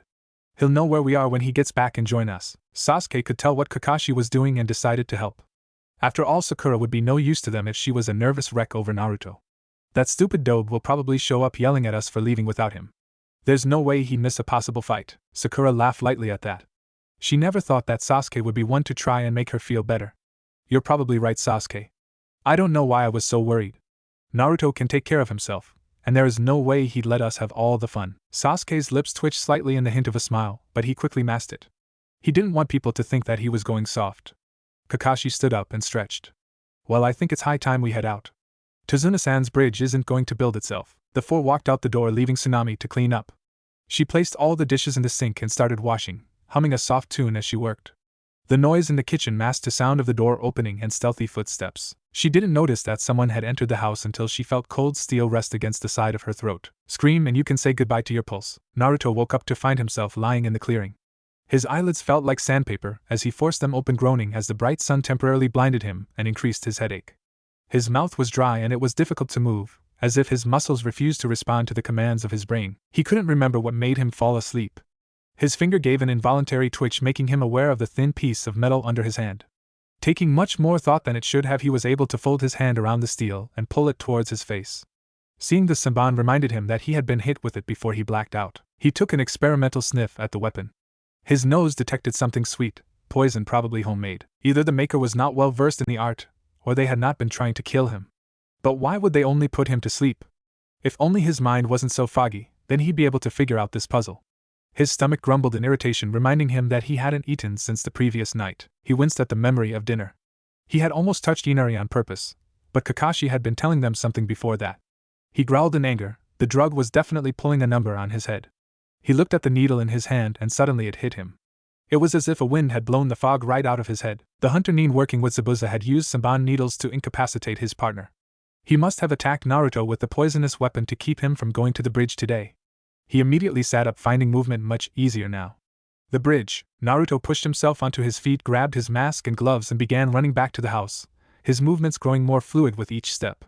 He vaguely pondered why the enemy ninja hadn't killed him but pushed it aside in the urgency of the situation.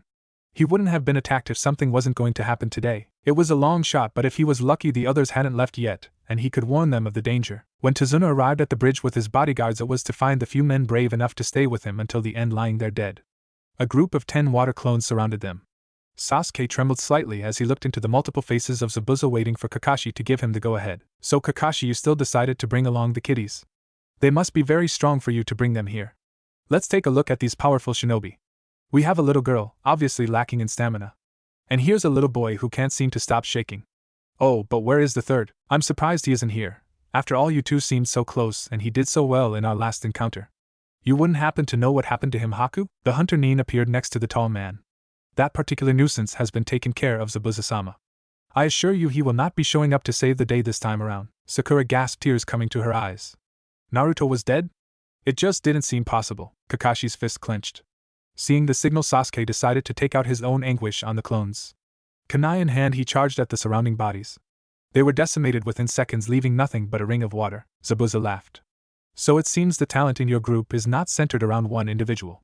Go and play with the little speed demon Haku. You've earned a little fun. The boy nodded. Yes, Zabuza-sama. He disappeared, reappearing only to attack Sasuke. Sakura was about to go and help the dark-haired boy when Kakashi stopped her. Sasuke is the only one who can compete with his speed, Sakura. What you need to do right now is cover Tazuna. If you leave, he will be open for attack. He uncovered his other eye and turned toward the demon of the mist. I'll take care of Zabuza. The tall man laughed at the sight of the red eye. You really think your little parlor trick is going to work on me twice, Kakashi? Haku is a genius at breaking down the abilities of others, and he was watching our whole fight. He was able to tell me an effective way to counter your little eye. He created the thick mist he seemed so fond of using. Now your late student, his ability posed a bit of a problem. Haku couldn't figure out how to negate his power beyond avoiding contact, and that would make fighting rather irritating. That's why I had Haku eliminate the problem. Kakashi wanted nothing more than to run and search for the boy he had taken care of for the past 3 years, but now was not the time. He had trained Naruto well and he had to trust in his student's ability to survive. Even if Naruto had died, he knew the boy would have wanted him to succeed in this mission and take down his killers. Do you really think this old trick is going to stop my Sharingan? I proved during our last fight that my eyes can pierce even the thickest mist. He could hear Zabuza's laughter all around him. That may be true, he attacked and Kakashi was only just able to dodge the lethal strike. As Zabuza disappeared once again, he noticed something that made his blood run cold. His eyes were not open. But what if I can't see you? Meanwhile, on the other side of the bridge, Sasuke was giving Haku a run for his money. Hand-to-hand combat was proving useless against the boy, and they ended up with a stalemate. Weapon against weapon, neither one able to gain ground. Sasuke smirked. Looks like we're even. Not quite. With your arm occupied, I have the advantage. Sasuke was about to question when his opponent began making one-handed seals. He was only just able to dodge the hundreds of ice saban needles that flew from the water around them. Stand down. I do not want to kill you, like I'd ever do that. The only way I'm going to die in this fight is if I take you with me. The masked ninja tilted his head slightly. Why so determined? Surely this lowly bridge builder is not worth dying for. I'm not doing this for Tazuna. I'm doing this for Naruto, the boy you took care of last night and my best friend. So you want revenge? No. Naruto would have finished this mission at all costs, and I will honor his memory by doing the same. Then I have no choice but to get serious with you. Haku made some quick hand signs and the water around them moved again. Only this time it didn't turn into saban but mirrors. They surrounded both boys like a cage, blocking out the outside world. Sasuke watched in silent awe as Haku stepped into one of the mirrors as if it wasn't solid. Suddenly his image was reflected into all the other mirrors. Sasuke got into a defensive stance. He didn't know what kind of technique this was, but if this boy had taken down Naruto, then it was sure to be something big. Bring on your worst.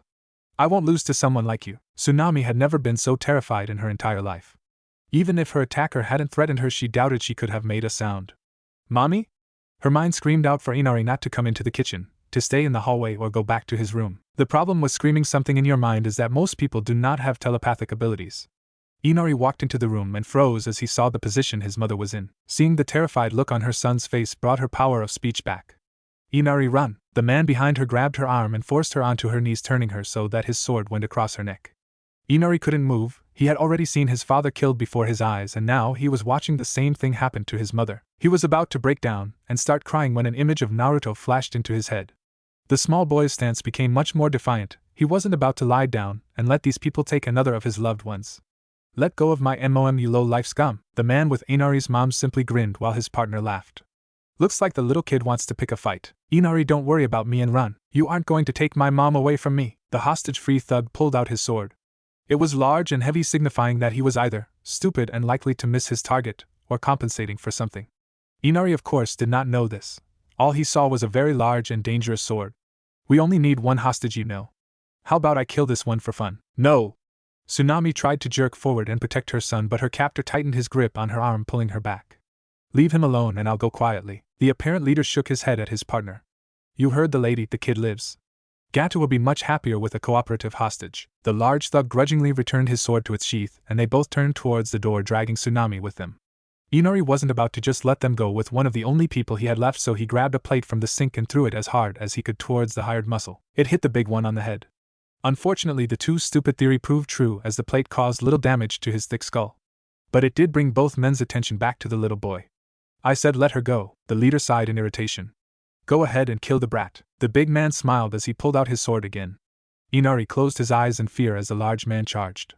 He could hear his mother screaming out his name as if from a distance, but the clang of metal meeting metal sounded all too near. He opened his eyes to see Naruto standing in front of him, blocking the sword with a kunai. Hey Inari, you did a really great job. Because of you I was able to get your mom out of that guy's hands. The other samurai looked at the woman in his arms, only for her to turn into one of Naruto's shadow clones who waved happily, and then disappeared. Damn it, what did you do with her, kid? Naruto smirked under his mask as he continued to hold off the larger man with his tiny little knife. A feat that he knew was pissing off his opponent. Now why would I tell you that when I just went through the trouble of rescuing her? Because if you don't, we'll kill you. Naruto pushed the large sword off, as if it was nothing. 3 years of conditioning with Kakashi had taught him that the body could do amazing things with hard work and the common sense to use the whole thing. He playfully tossed his kunai up into the air and caught as he enjoyed the shock on the robust samurai's face. Hasn't the woman ever told you that it's not the size of your sword that matters but how you use it? He received no reply as the man just glared at him. Oh, I get it. You must not perform well. The large man charged at him, anger flashing in his eyes. Naruto threw his weapon, which buried into the large man's thigh. This caused him to slow down considerably. Taking advantage of the weakness, Naruto lunged forward and ducked under a wild swing. He jabbed his palm into the kunai, making it slice through more muscle and jab into the bone painfully. Then he went for a leg sweep, bringing the large man down. He stood up and faced the leader, stepping on the wounded man's arm when he tried to raise his weapon. Now let's look at this again. We have 2 second-rate swordsmen, one of which is injured, against a ninja from Konoha who has been training for 7 years. Your chances don't look good. The smaller samurai charged, though he showed much more skill than his partner. Naruto swayed to the side of his thrust and blocked the sword with the metal plate on his glove. Then gathering chakra to his palm, he gave a quick palm strike to his opponent's chest, blowing him backwards. The samurai lay on his back gasping for air. Naruto leaned over him, his eyes sparkling with glee that his idea had actually worked. Have you ever seen what too much chakra can do to a tree? It blows the bark clean off, blasting the ninja back. This is what I just did to you. Hurts, don't it? I imagine that a few ribs were broken in that shot, along with a few very painful burns. The beaten samurai tried to force himself up, only for his nose to have a rather intimate encounter with Naruto's fist. He was instantly knocked out cold, no chakra necessary. Tsunami walked out from behind a tree and ran towards Inari. She hugged him to her chest, rubbing his back to comfort him, but this time he wasn't crying. He was watching Naruto create a couple shadow clones to tie the samurai up to a tree. He walked over to the small boy, who looked down ashamed that he had been unable to do anything. Naruto placed his gloved hand on Inari's head and smiled. The little boy was shocked by the all-encompassing warmth that came with one of Naruto's smiles, and he looked into the sparkling blue eyes. You did a great job today, Inari. You stood up to 2 men you knew you couldn't beat and fought for your precious people. You're turning into a strong young man, and one day soon you'll be able to protect all the people you care about. He pressed a kunai into the young boy's hand. Every man needs a weapon to defend the people he cares about. Now I want you to stay here and make sure that nothing happens to your mom. I'm going to the bridge to help out my friends. With that said, he shot off toward his destination. He prayed to Kami that he reached his team before anything bad happened. He didn't know what he would do if one of them died. When Naruto finally arrived at the bridge, it was to see it covered in an ominous layer of fog. At this time of day, it was obvious what that meant. He ran toward the bridge at full speed, using all the stealth that Kakashi had been able to teach him. Sure, he couldn't mask his chakra, but with the saturation in the area, nobody would notice. The fog was just as stifling as it had been the first time, and he had to push his senses to their limit. He skirted the battlefield, not wanting to stumble into something blind. That was how Kakashi used to trounce him in training exercises, so the habit was beaten out of him very quickly. The only people who didn't seem to be doing anything at the moment were Sakura and Tazuna. No doubt Kakashi had stationed her to make sure nothing bad happened. He carefully slipped up behind until he could see her reasonably well. Then pulling out a kunai, he slid it across the ground. The metal scraping across concrete caught the pink-haired girl's attention, making her turn, kunai poised for defense. Her eyes went from the weapon to Naruto, and she almost screamed in relief but stopped herself in view of the circumstances. The boy slid up beside her. She was about to throw her arms around him when better sense kicked in. Wait, how do I know it's really you and not some ninja sent by Gato? Her kunai was now resting rather uncomfortably against his throat. The boy sighed, knowing what he had to do. I only need 3 words to prove who I am, Sakura-chan. Bright orange boxers. He watched her cheeks light up like fire as the memory of him answering the door flashed through her head. Pushing it aside, she removed her weapon and threw her arms around the short boy, giving him a tight hug. Don't you ever scare me like that again. Zabuza said that boy Haku took care of you. We all thought you were dead. Naruto slowly pulled himself out of the pink-haired girl's arms, not used to such signs of affection. He gave the startled Tazuna a quick nod before explaining himself. Haku did take care of me. He hit me with a saban covered in some sleeping drug while I was training. I would probably still be out if it wasn't for my healing factor. Now catch me up on what's going on here. Sakura took a deep breath to compose herself. She felt drained from the emotional roller coaster she had been on ever since this day started. When we arrived, Zabuza and that Haku guy had already taken out all the workers. Now Zabuza is facing off against Kakashi-sensei, and Sasuke is fighting Haku. Naruto nodded as he took everything in. Okay, Kakashi can take care of himself, so I'm going to go and check on Sasuke. I want you and Tazuna to edge closer to his fight as well. That way, if anything goes wrong, you can cover me with weapons while still protecting him. Sakura nodded in understanding. She couldn't even begin to describe how relieved she was that he had shown up. Not only had she received confirmation that he was alive and well, but he had also given her something to do. She knew that it was important to cover Tazuna, but she felt so useless standing there while her sensei and teammate fought. Naruto ran towards Sasuke's battle but stopped when the dome of ice mirrors came into view. He had never seen anything like it before. Standing in the middle of the whole thing, looking more like a pincushion than a person at this point, was Sasuke. He definitely seemed the worse for wear, but his eyes were what drew Naruto in the most. 2 red eyes, one with a single black tomo, the other with 2, were flitting about the battlefield following something Naruto could not see. Sasuke was exhausted. The Sharingan eyes that he had managed to activate halfway through the fight had been a great help, but his body could no longer keep up. Needles stuck out from tender joints, making movement difficult, and his new eyes were taking up more chakra than expected. It was a miracle that he was still standing, but he refused to give up. Haku knew that Sasuke would not last much longer and was quite content to wait it out. True, the Uchiha was impressive, but he had only just activated his bloodline, whereas Haku had been honing his skills for years. He raised his Sanban, prepared for another throw, when he was forced to block a kunai aim from the outside. At first he thought it had been the little girl of the group, but the flit of black that faded back into the mist changed his mind. As Haku's attention was on the mysterious shadow, he failed to notice that he had left his body sticking halfway out of his mirror. Sasuke was all too willing to take advantage of the opening. Forming the necessary hand seals, he performed the first katan technique he learned. Unfortunately, the need all genin seemed to have for yelling out jutsu alerted his opponent just in time. Haku turned to see the giant fireball coming toward him and quickly returned to the safety of his mirror, throwing some Saban at his target through the flames. Haku was not quite fast enough to completely avoid the attack, receiving some rather painful burns on his arm. Unfortunately for Sasuke, the needles were impossible to dodge in the weakness after a jutsu. They buried deep into his neck, and suddenly the world seemed to be slipping away from him. As he fell toward the ground, he got the distinct feeling of floating before landing in someone's arms. Sasuke looked up to see that only a pair of blue eyes were in focus. "I'm sorry I couldn't take him with me, Naruto. But I did my best, and I know that's all that matters to you." Everything faded into blackness as his eyes closed, his cheeks losing what little color they had. Tears streamed down Naruto's face as he watched one of his few friends die just when he was finally starting to reach him. It wasn't fair. Sasuke shouldn't have died before he was able to achieve his dreams, no matter how twisted they were. Haku stood in his mirror nursing his burn arm and watching the morning ninja. Training told him to kill the boy while he was distracted, but the human feelings that he could never quite kill wouldn't allow it. "He fought hard to complete the mission in your honor, thinking that I killed you." That voice brought Naruto crashing back to the real world. A world filled with the pain and sadness that ruled his life. Anger filled him as he looked at the dead face of Sasuke. Why?